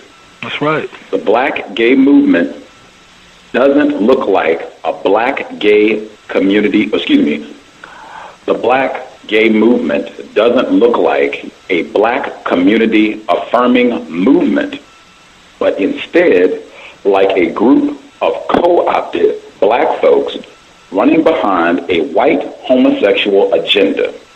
This exacerbates anti-homosexual attitudes and now anti-homosexual marriage perspectives in the black community. And you touched a little bit on this before in saying how many of the black people who are in white academies, institutions run by white people, educational institutions, that they become estranged from black people and real issues and problems that black people have. And I just wanted you to touch on that a bit. Well, what you keep doing, Gus, is you keep breaking it down. And then you want me to respond to, and you already broke it down. Yeah, I mean, what I can say though, in response to what you just clearly read, is I early in this conversation I said that black people ignoring same-gender loving people, talking this stuff about that we didn't exist in Africa, and all these distractions and excuses to marginalize, repress, and invisibilize us, sets up our children to be anti-black, to be used by white agendas, and to self-destruct in some cases. That's why I praised that father earlier who talked about his same-gender loving son that he was calling gay, but I disagree with him calling his son gay, but that he affirmed his same-gender loving son and who he was, and that young man potentially has a better chance than others. He's still at risk because he's in a community of people who don't have fathers like that typically, who are traumatized, so he's at risk by association. But my point I was raising earlier is that those black people that I described in that article who were basically pawns for a white agenda, they want to be loved by their parents. I'm talking about the black kids, the black folks. They want to be loved and affirmed and seen and honored by their family. And because they're hearing about churches and Reverend Goodfoot and all these other kind of people who are talking all this stuff, they're suffering and they're acting out. And sometimes their acting out makes them caught up in this gay political agenda with good intentions that doesn't affirm them. That's why I do the work that I do. I'm trying to fill that gap of affirmation because the gay community does not affirm black people. And so when the white gay community falsely blame blacks for Proposition 8 passing, these indoctrinated same-gender loving black folks didn't say nothing because their philosophical parents are white. And a lot of black people have philosophically white parents. That's one of the reasons why black folks were initially afraid to vote for Barack Obama until white folks in Iowa gave us permission. Those were our parents in that instance that said, okay, y'all get to vote for the black person because we did it. So a lot of black people are subject to the white philosophical and political parentage. And black same-gender loving people are at high risk because we don't even have, in most cases, a simple opportunity to just flow and be with our families and be who we are because somebody's hollering about some kind of sin. Some hypocrite, typically, who has a lot of nerve is hollering about sin, so-called sin. I'm assuming a reference to Mr. Eddie Long down in the Atlanta area. Others. I mean, Eddie Long is just the one who got some press. He's one of droves of people. As a matter of fact, if you go to a lot of black churches, and if you've been to one, you've seen this. The black church, and typically the choir is the more obvious place, it's full of homosexuals. And it's almost a cliche that the organ player and half the male singers are homosexuals. But what people don't understand is they make that a joke, is that those brothers and sisters are trying to get to heaven despite themselves, like this brother's friend who died of AIDS who spoke on his call earlier. They're trying to compensate to no avail in many cases for who they are by constantly praising an oppressive God because they feel inferior to that God based on how they were training, and they have low self-esteem as a result.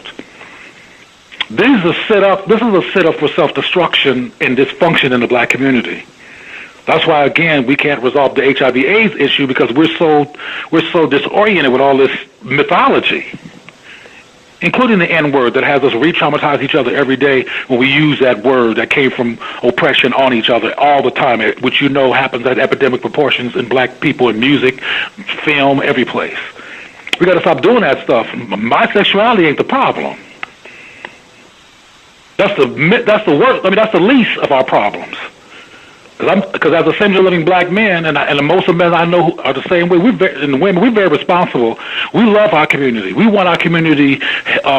We have our communities back in some cases, so we care about our community and our people. But sometimes they don't come back. Just the opposite. So then we get parents, white philosophical parents, like the gay community. Context of White Supremacy. Again, Mr. Cleo Manago. I was surprised a little bit. It's not too often that we have guests on the program who are familiar with Dr. Francis Cress Welsing, Neely Fuller Jr. I think both of them, they have been very clear in saying that they think a lot of the work that white people are doing, 21st century white supremacy, is to promote homosexual activity amongst non-white people. And they will point out things in entertainment. I think Mr. Neely Fuller Jr., he says consistently, he said 50 years ago, 60 years ago, that he thought white people were going to have large numbers of black males wearing dresses, wearing high heels. Neely Fuller is right. Gus, Neely Fuller is right. See, he's right. He's correct. But see, we getting it twisted. He is absolutely right in that black men are feminized. Black male imagery is compromised. They be throwing black men in dresses like that dude that played basketball. I forgot his name, but you know who I'm talking about. The brother that played basketball. What was his name? Oh, Dennis Rodman. Got it. Dennis Rodman. They love that. They love RuPaul. They love Prince. They love Michael Jackson in terms of their imagery. Yeah, they absolutely. The black male image is under absolute attack. I've written about it. If you keep doing research on Cleo Manago, you'll find that article too. This is what they're saying is true. Where they make the mistake, though, is they think that same-gender-loving people don't naturally exist among humanity.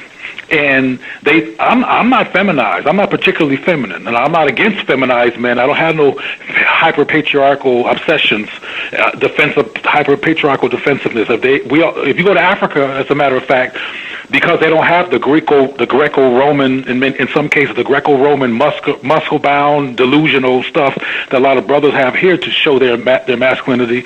You would think most of those brothers over there were homosexuals based on the constructs here, because they don't try to. I mean, in many cases, when they are who they really are indigenously, they're affectionate. They hold hands. They're not caught up in an industrial strength male drag show like most of the brothers over here are. So there's a lot of confusion here and a lot of compensatory behavior here, which Welsing talks about also. So they're absolutely right, but they're wrong if they think that I am a homosexual because of white supremacy's tendency to put black men in a dress. I don't wear no dress. And even if I did, that's my choice, I guess, but I'm not interested in doing that. But my point is that that's kind of a very complex issue because everybody wore a dress once upon a time. There's men right now in Africa and in parts of the world that wear dresses, quote unquote. Got, flowing things that we call dresses and skirts over here. I mean, it's all, we live in a construct. And so does Welsing and so does Neely Fuller Jr., who I'm a big admirer of. And I agree with him. I mean, I agree with almost everything I've ever heard Neely Fuller say. And I have taken my organization to see Neely Fuller. We've had conversations with Neely Fuller. I know about the code. Man, and it's old news. It's still good news, but I've been knowing about it for a long time. Because I'm about the progress of black people. Period. So was James Baldwin. And other same-gender-loving people in history. They're about black people. And we exist despite white agendas. We exist despite the focus on humiliating black men into dresses, which thankfully David Chappelle refused to do, which is part of why he walked away from his show. Even though they offered him several millions of dollars, he said no. And I get it, and I respect it. But we're mixing things up, and that's what happens when you're oppressed and when you live in somebody else's construct. Because regardless of how brilliant and ingenious Dr. Welsing is, and he's not a doctor, but he might as well be, Neely Fuller Jr. is, we live in white supremacy, and we're influenced by it. And the focus on restoring black manhood, which is their agenda, particularly Dr. Welsing's, as a result of the white supremacist attack, is a legitimate agenda. But we get it twisted sometimes because we are hyper-patriarchal in this society. Dr. Welsing is very patriarchal. One thing that's clear in her book, when she talks about homosexuals and bisexuals, she barely even mentions women. And there are same-gender-loving women. 2 or 3. Several. But that's not the concern among people who are hyper-concerned about the compromise of black manhood. They focus on where their biggest concern is, because black males are a primary target of white supremacy. So I agree with Dr. Fuller and with Neely Fuller and Dr. Welsing completely. But they got some things, I think, defensively not fully correct. But I see their point, and they have legitimate context to have their concerns. We are being effeminized and compromised, and Eurocized and turned against each other, and now we're being pushed to not marry and love each other and to have white partners. That's being pushed in this country. In my opinion, part of that is the genetic survival agenda. We can't outnumber them, but we can marry them back into whiteness. You said you see that as well, even amongst white people who are in the quote-unquote gay rights movement. When they do address black people, they will not have a black person with another black person.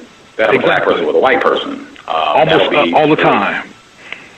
99.9% of the time. It's a white agenda. The gay movement is white. It's white bias. It's white affirming. It's not challenging typically to white supremacy. It enjoys its power and its prowess, and that's why it has the power to remove Roland Martin. That's whiteness. Now, people don't know it's whiteness because they have this illusion that so-called gay is this multicultural phenomenon. But that's why I put in my article, go look at the board of directors. Go look at most of the staff. Like they say in the South, lily white.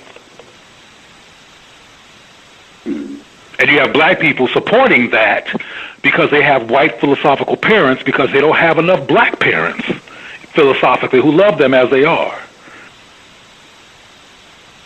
Black people need to understand they got to stop that because they're co-creating friction among blacks, between blacks, by denying our existence and constantly creating these attacks, which I understand, in my opinion, which are based on manhood insecurity and anxiety. Do you think under these conditions of white supremacy, where black people, males and females and children, are under such duress, effeminization, lacking resources, do you think under those conditions that thought, speech, and action of black people, victims of white supremacy, can be directly, even unconsciously, influenced by a racist man, racist woman? You got to ask me that one more time.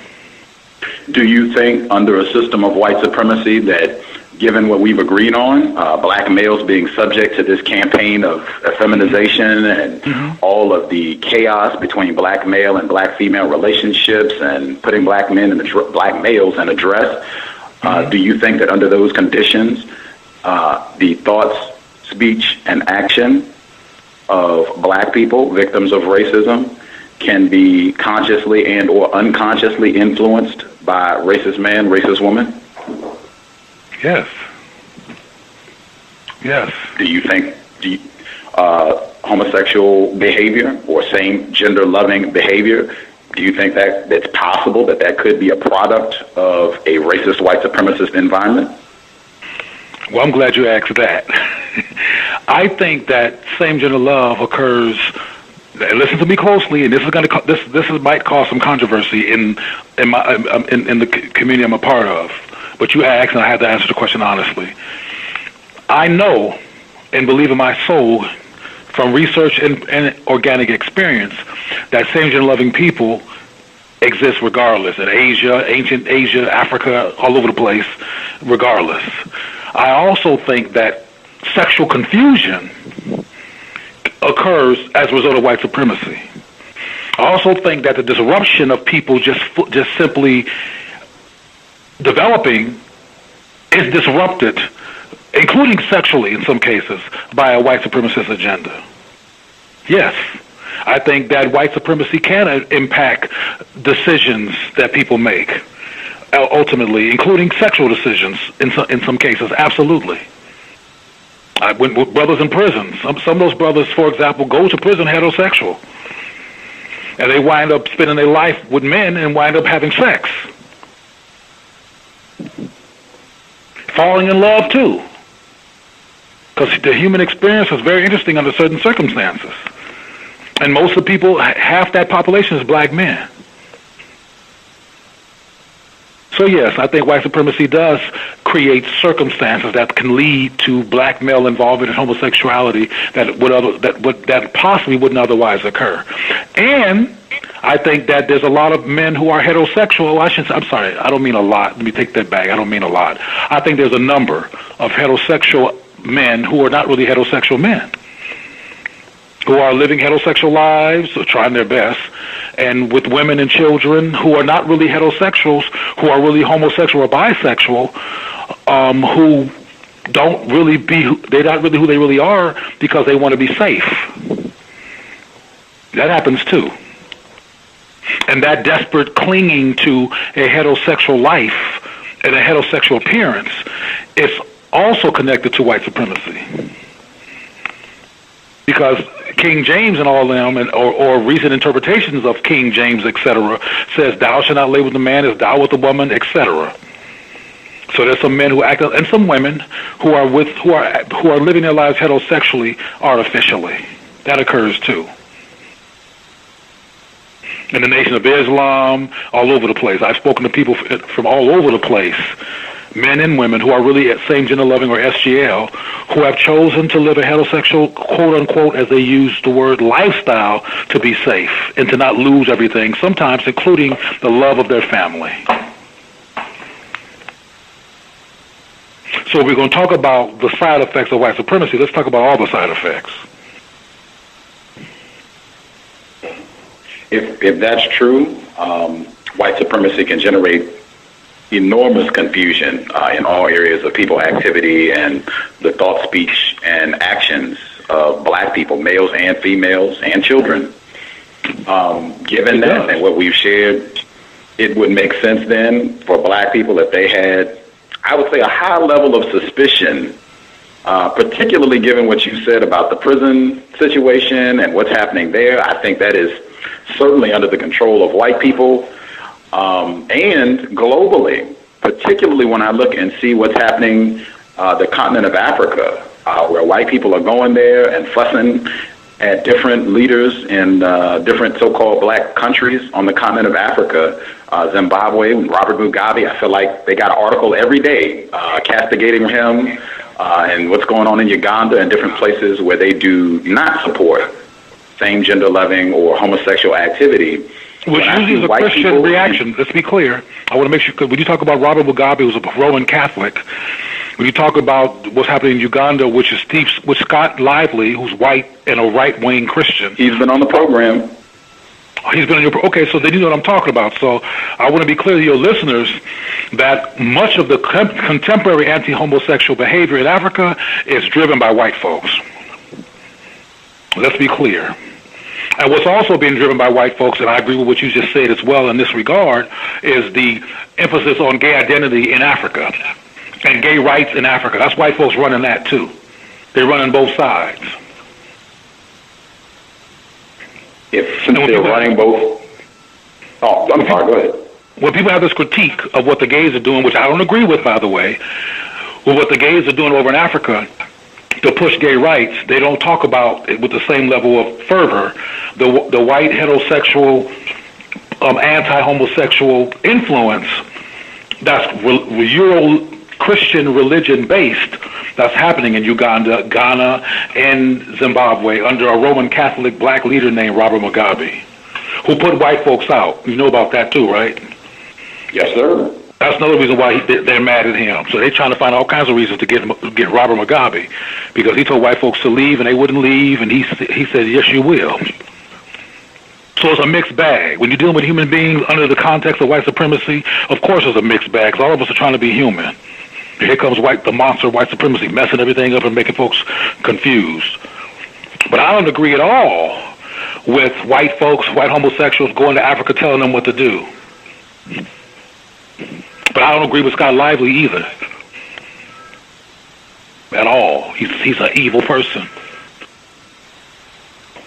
I told him on the program, I definitely suspect that he is a racist, white supremacist. Oh, please. You know, he didn't... That's because you ain't Ray Charles, you can see.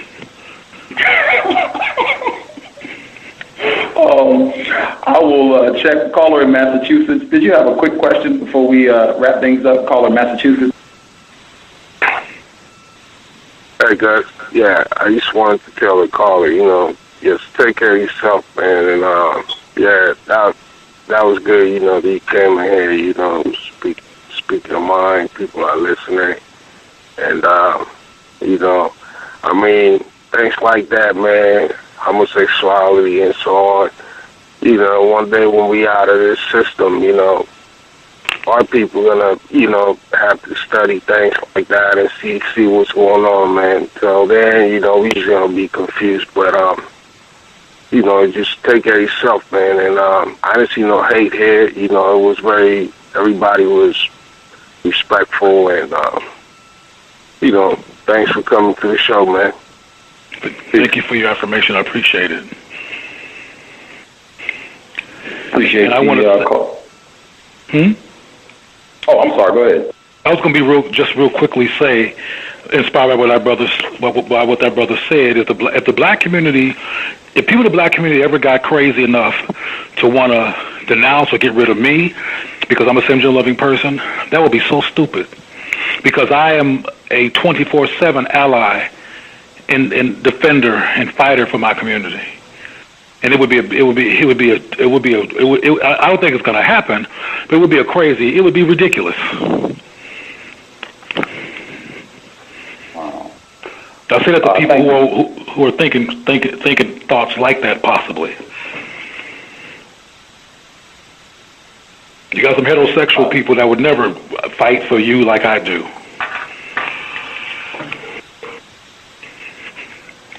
Thank you to the caller in Massachusetts.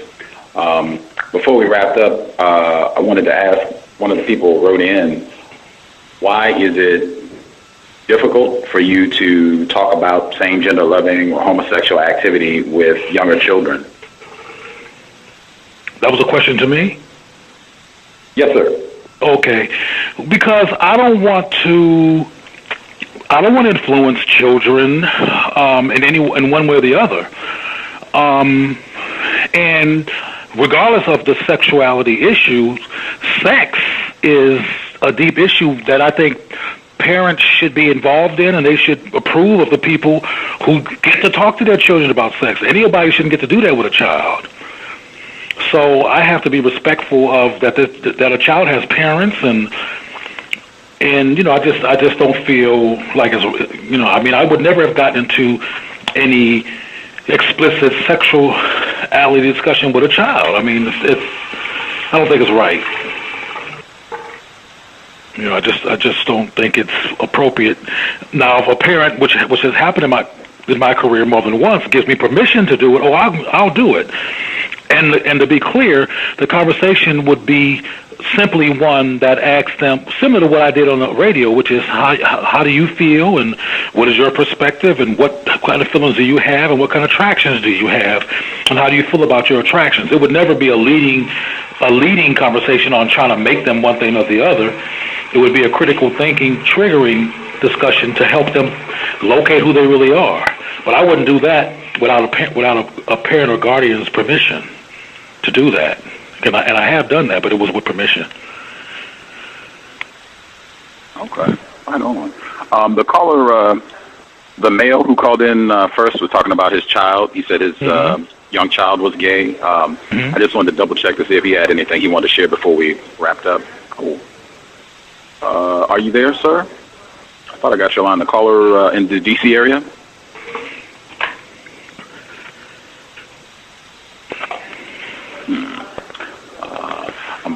My switchboard is not doing correctly. Give me one moment, and I will see if he had anything he wanted to get in before we conclude. Thank you for sharing some of your time with us, Mr. Manago. I feel like I have learned a lot. Very grateful for the program. Excellent information. Thank you for inviting me. I appreciate talking to my community at every opportunity, because we have work to do, and we have to create safe space for different ways of being among the black collective so we can collectively defend ourselves. Absolutely. I'm definitely going to be keeping up with your work, seeing your effort to monitor what different so-called gay rights organizations are doing, and if the attack against black males continues. Okay, the caller, I guess I got to get 7158. Your line is open, 7158. Hello. We can hear you, sir. Okay, I would just like to ask the guest, where could I check out some of your sources, or what that gays existed in ancient Africa and Asia? Do you have that available? Okay.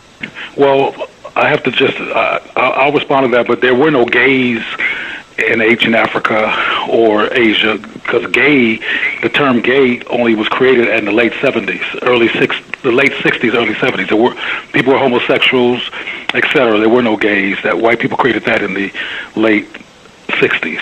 But there were homosexuals and bisexuals in Africa and Asia and every place else. And I can send you information on that if you email me at Cleo Manago, Cleo Manago,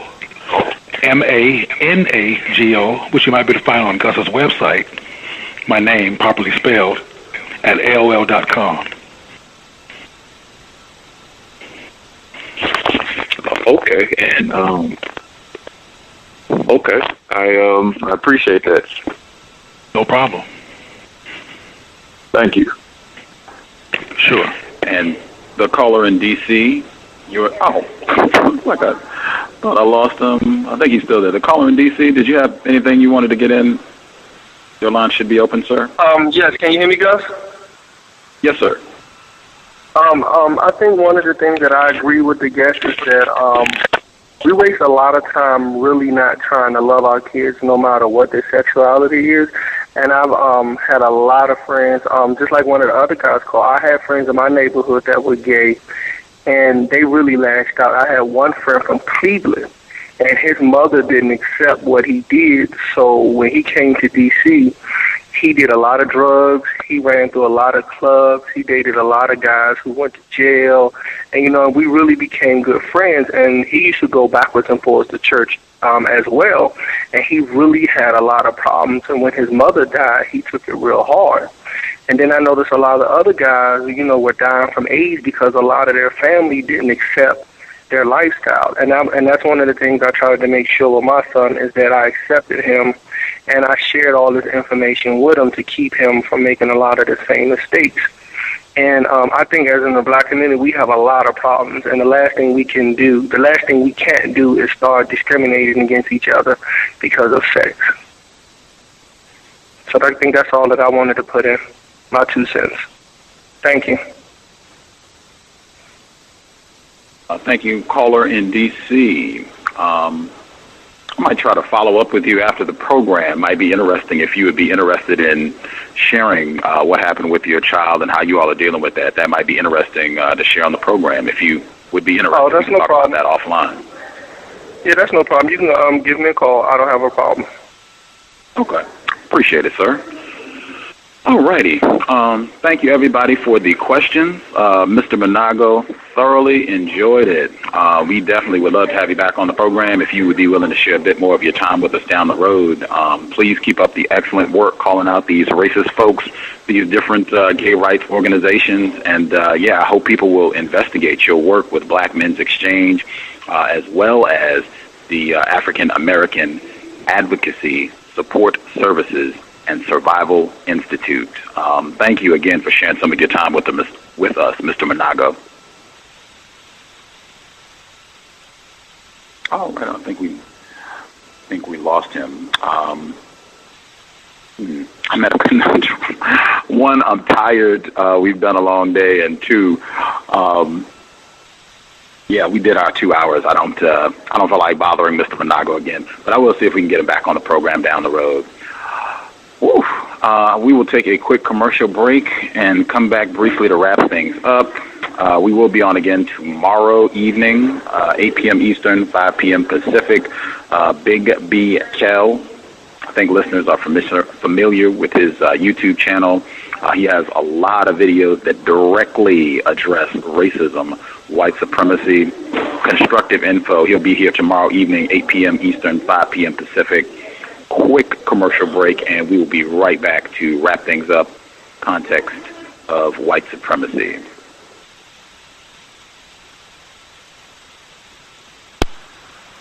RacismDaily.com, your number one source for global news reports on race, racism, and overt actions of white supremacy.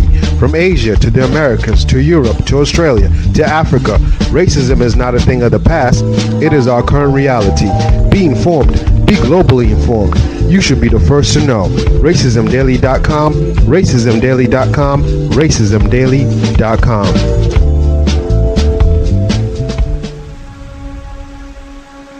Is racism hurting you? On issues of race, are you unable to speak, think, and act with clarity and confidence? Are you tired of laughing when nothing is funny, smiling when you are not happy, agreeing when you really disagree?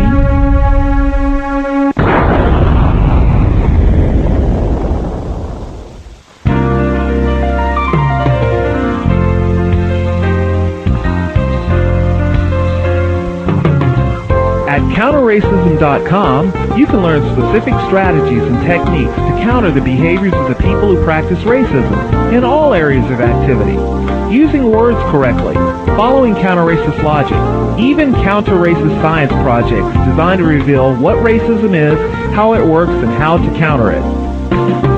The open source code writing format allows you to pick and choose from a variety of counter-racist suggestions so you can produce the code that works for you. Stop by counterracism.com today and help replace racism with justice. That's counter-racism.com. Do you need a one-stop shop for all of your multimedia needs? Triumphant Multimedia is a skilled team of professionals with a passion for great marketing and chic design. Our specialties include consulting, brand development, copywriting, and creative graphic design that's second to none. We also offer photography, photo retouching, videography, and video editing. At Triumphant Multimedia, our goal is to provide highly effective creative solutions built to suit any individual need or budget. Give us a call at 678-732-8067 or check us out online at trimultimedia.com.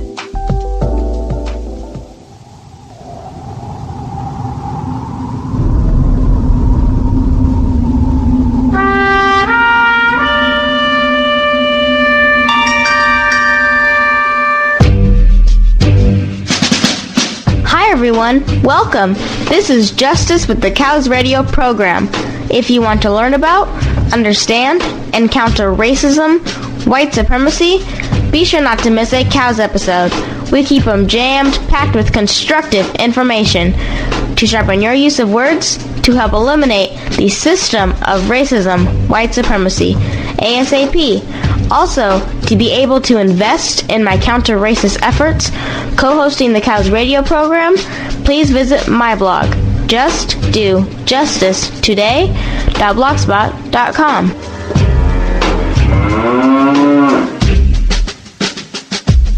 You're just saying just buckets and buckets of words.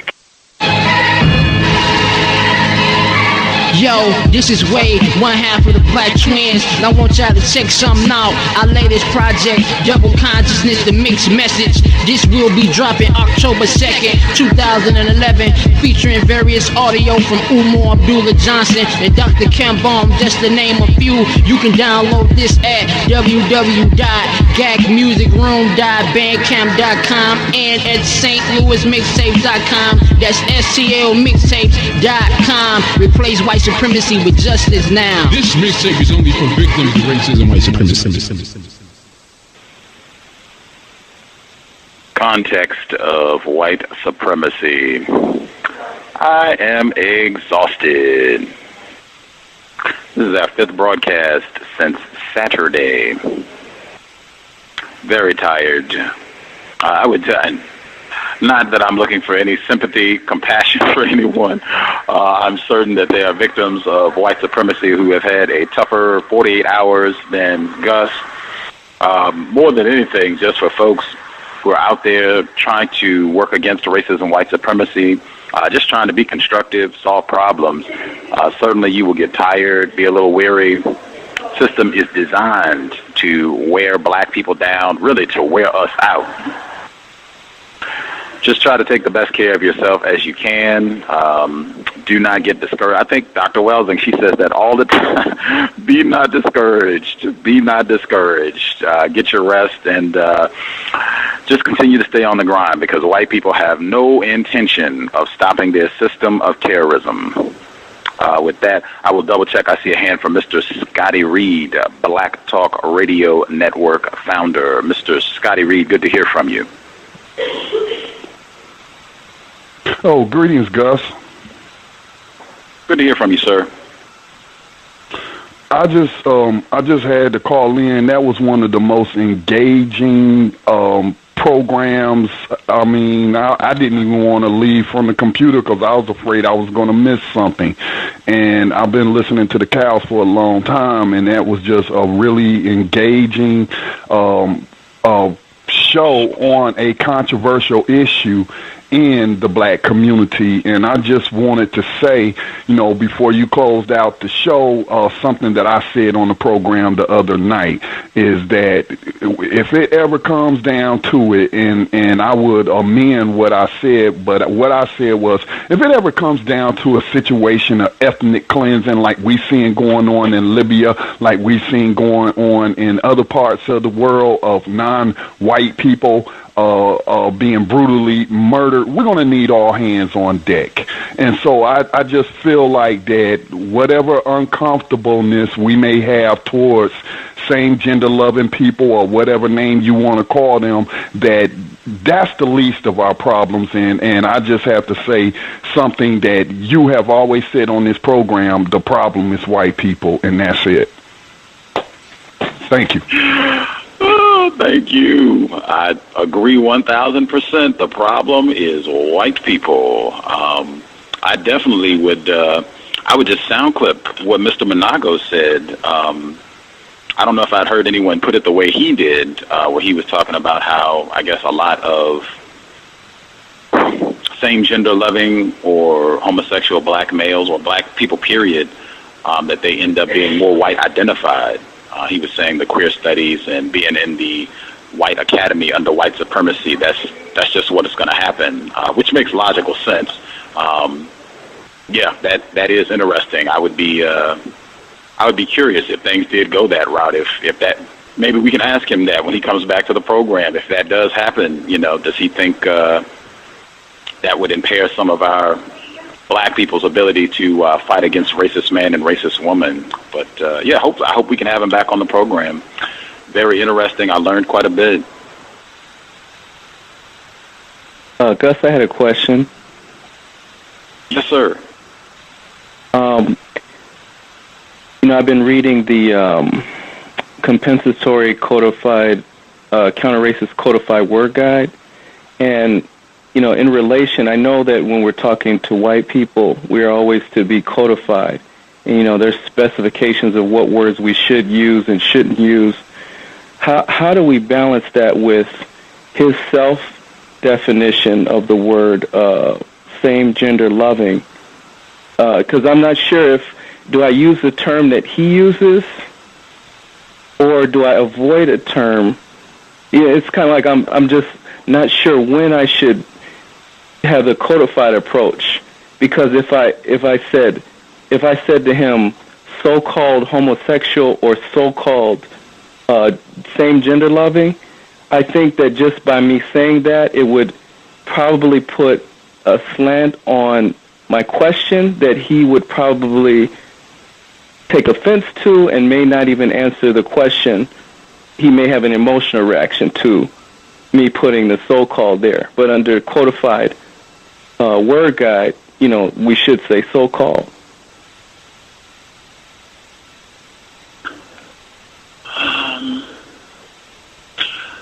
I think excellent question.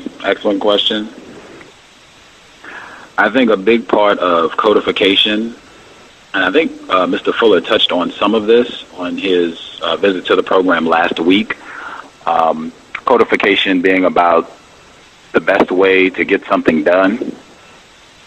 And I think particularly when dealing with non-white people, victims of racism, I've said this before, if I'm talking to someone and I think that, let's say, white supremacy, talking to some black people, that term makes them very uncomfortable. If I see and if I conclude just me using the term white supremacy will not be best for us to have constructive communication, I will not use the term white supremacy. And I'm pretty certain Mr. Fuller would probably co-sign on that in terms of you can get the same result different ways. Whether that means, okay, I'll just use the term racism. I was talking to a listener yesterday, and I was saying that in a certain context, I may not use either of those terms. It might just be justice. We're in a system of injustice. We should work to produce justice. So in this situation, like you were talking about with same gender loving, if I want to get information from this victim, and I think that the best result for me to get information from this person, even though I do not support so-called homosexual activity, and I think I've made my stance on that very clear in my tenure here with the Cows. If I'm talking to a victim, especially talking to a victim, hey, fine. If you're comfortable, if you feel, that's what you would rather be called, Mr. Fuller, I think that's a part of his codified technique of communicating with other non-white people, especially call people what they want to be called. If he says he wants to be called same gender loving, fine. We can use same gender loving. Not going to deviate from my view on about all this and, so-called homosexual activity not being in the best interest of black non-white people. But I have no problem switching the terms around, particularly use terms that this person wants to use if I'm trying to get information from that person. Does that make sense, or does that seem hypocritical? No, that definitely makes sense. And, I found myself using the terms that callers have used in a sense to kind of explain more about what their views are. And sometimes I even cringe myself because I'm using words that are not codified. But it's like you said, I'm making a balance between trying to decrease the level of confusion, and since I have to use some of their words in order to ask them the questions that I have. Yeah, and sometimes one of the other techniques that I will use, I will put a slash between the terms.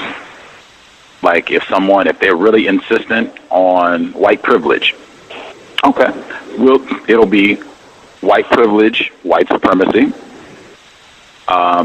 If I was talking to someone and if I was talking to a white person and they were really insistent on a different term for, like, if they didn't like anti-sexual, okay, hyphen, we can go homosexual, anti-sexual. Just putting that slash between the terms, so that way you're using both of the terms. And I've heard Mr. Fuller say he's done that as well. He said that he was dealing with a suspected racist, and they asked him to fill out a form, and I think he wanted to use the term report, and they said it was a grievance. And so he just put a little slash next to grievance, so it was grievance-report. You can use that as well, I think.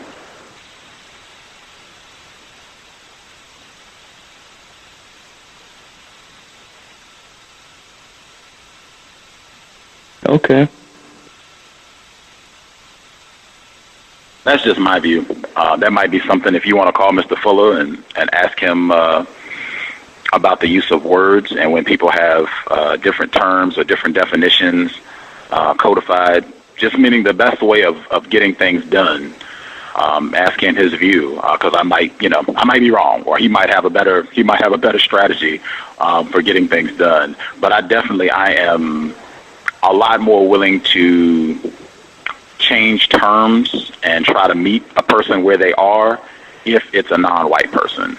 I'm a little more rigid about things with white people, depending on the circumstances, but definitely with non-white people, I'm much more willing to compromise around terms, particularly if I'm trying to get information from them.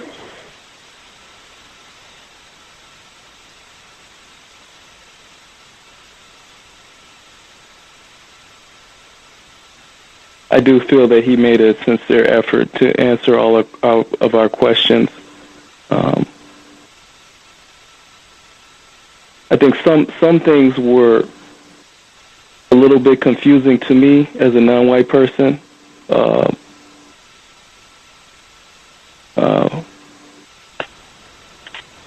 I think overall, I think it was very constructive. I hope so. I hope we did not contribute to confusion with the broadcast. I would like to wrap up just because I am within like 7 minutes. I'm concerned that in my fatigue state, I might not use the best terms and contribute to confusion. So if you have anything you want to share about the broadcast, 7 minutes. Or actually, it would be 6 minutes and 30 seconds now. Any of the folks that are on the line, if you want to share, feel free. I will say, I laughed, and I howled when he asked Justice about any attraction to males and what have you. Woo! That is one of the funniest moments I've heard on the Cows in a long time.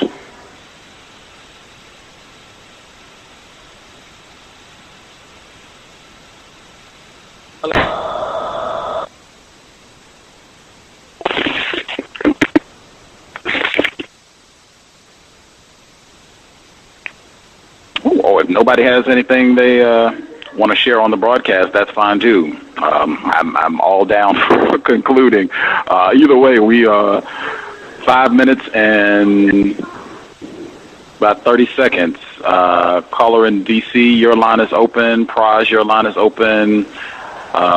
Anyone else, if you are interested in sharing, *6 on the free HD line and *8 on the TalkShoe line. Yes, sir. Gus, can you hear me? One of the things I wanted to talk about, whenever, most times I work at night, so I'm not actually able to call into the majority of your shows. So when I look up, when I go through and I look through a lot of the shows, is there any way that we can kind of get a list of all the shows that you have so I don't have to kind of like scan? Because I think the program been on for about 3 years, correct? Correct. So is it possible that maybe whenever there's time, if we can get a list of all the programs that you have? Because it takes a minute to kind of like find out exactly how many times Dr. Welsing has been on the show. And, sometimes you may kind of want to go back and scan through a lot of shows, but as of now, it's not hard, but you actually have to take a minute to actually sit there and go back worth for 3 years of information. And you've done a lot of shows, and I love the show. Appreciate it. That'll be possible in the near future? There is, yes, there's one site that has all of the programs, I think, except for the things that have come out more recently in 2012. So I guess that would be, it has about, I think, the first 500 plus episodes of the Cows. I just need to get the URL, and I will put it on my Facebook page, and I'll also link it in the description to the programs. So it'll be in the description for tomorrow's program, and I'll just start putting that there regularly. But you should be able to use that site to go through and get all of the archives.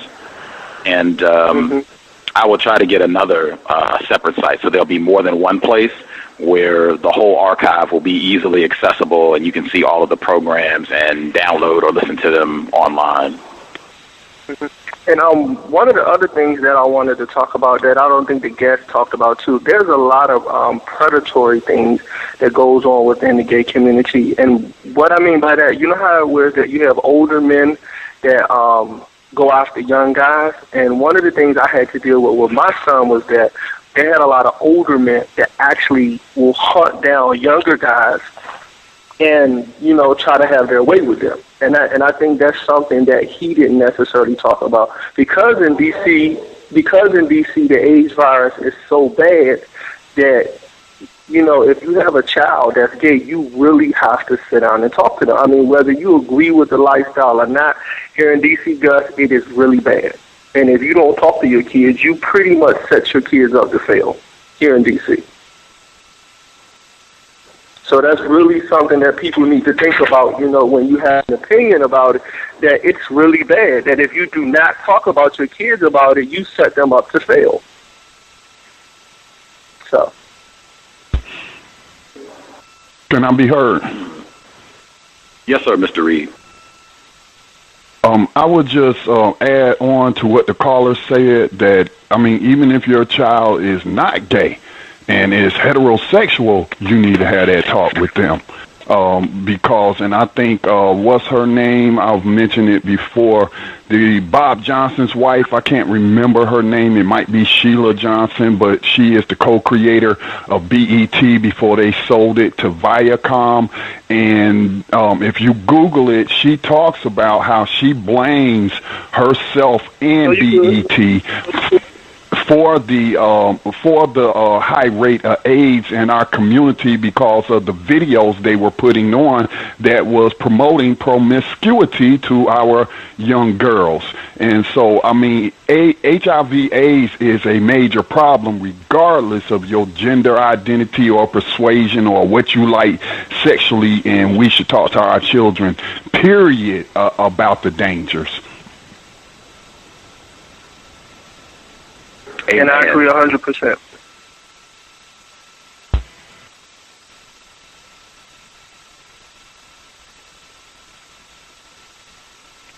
That's all I have, Gus. Have a good one. Oh, for sure. Thank you for calling in, sir.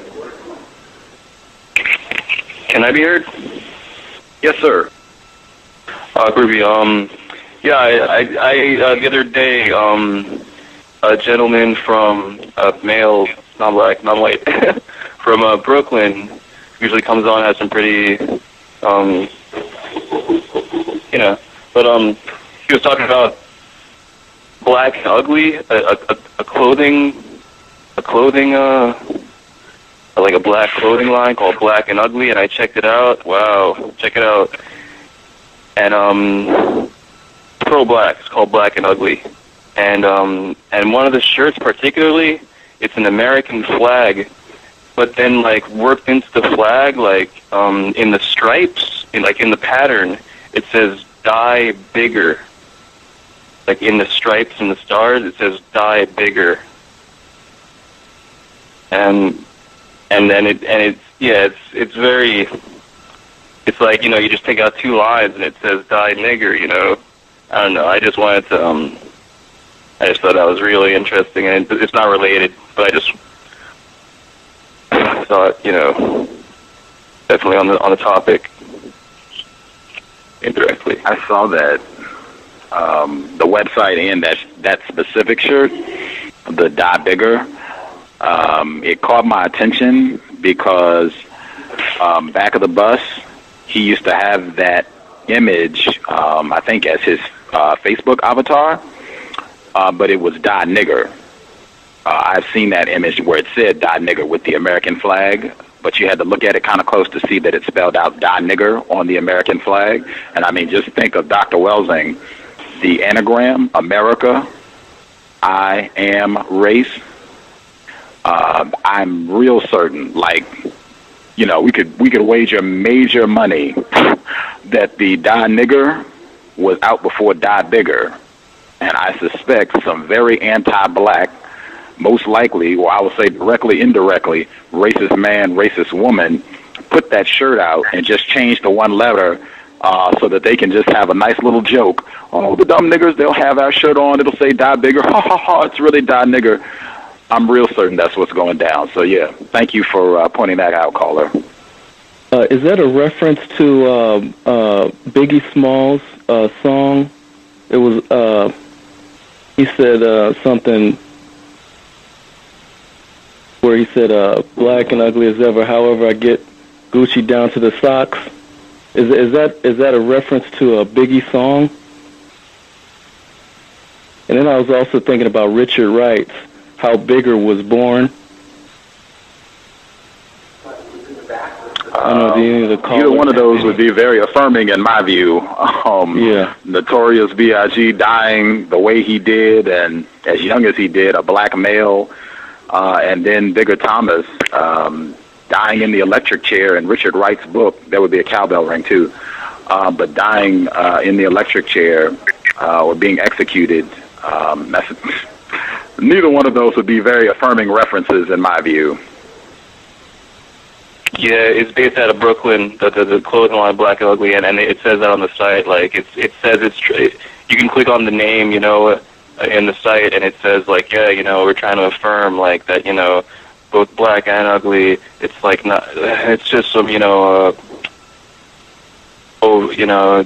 try to, argue some point, but it's anti-black, and. How do you know that it's even black-owned? It could be a front for something else. Yeah, has that been verified? I'm sure white people have their hands deep in it, but I don't know. Thank you all for sharing. I just don't have the energy to continue today. We will be back tomorrow, Big B Kel, 8 p.m. Eastern, 5 p.m. Pacific. Kamali Academy, they will be here on Wednesday. Samori Kamara, he'll be here. We should have some of his students and parents this Wednesday. Very much looking forward to that. Thank you, everyone, for tuning in. Hope it was constructive. And, yes, we will work on getting the website where people can access all of the archives and do it in an easier manner. Context of White Supremacy signing out. I am just, I'm fatigued even for the prayer. Creator, help us replace, unless someone wants to do it who's on the line. Yeah, it's time. I like that one. Oh, yeah. I like that one, too. It's time. It's been time. Replace white supremacy with justice immediately. Cows signing out. Thank you.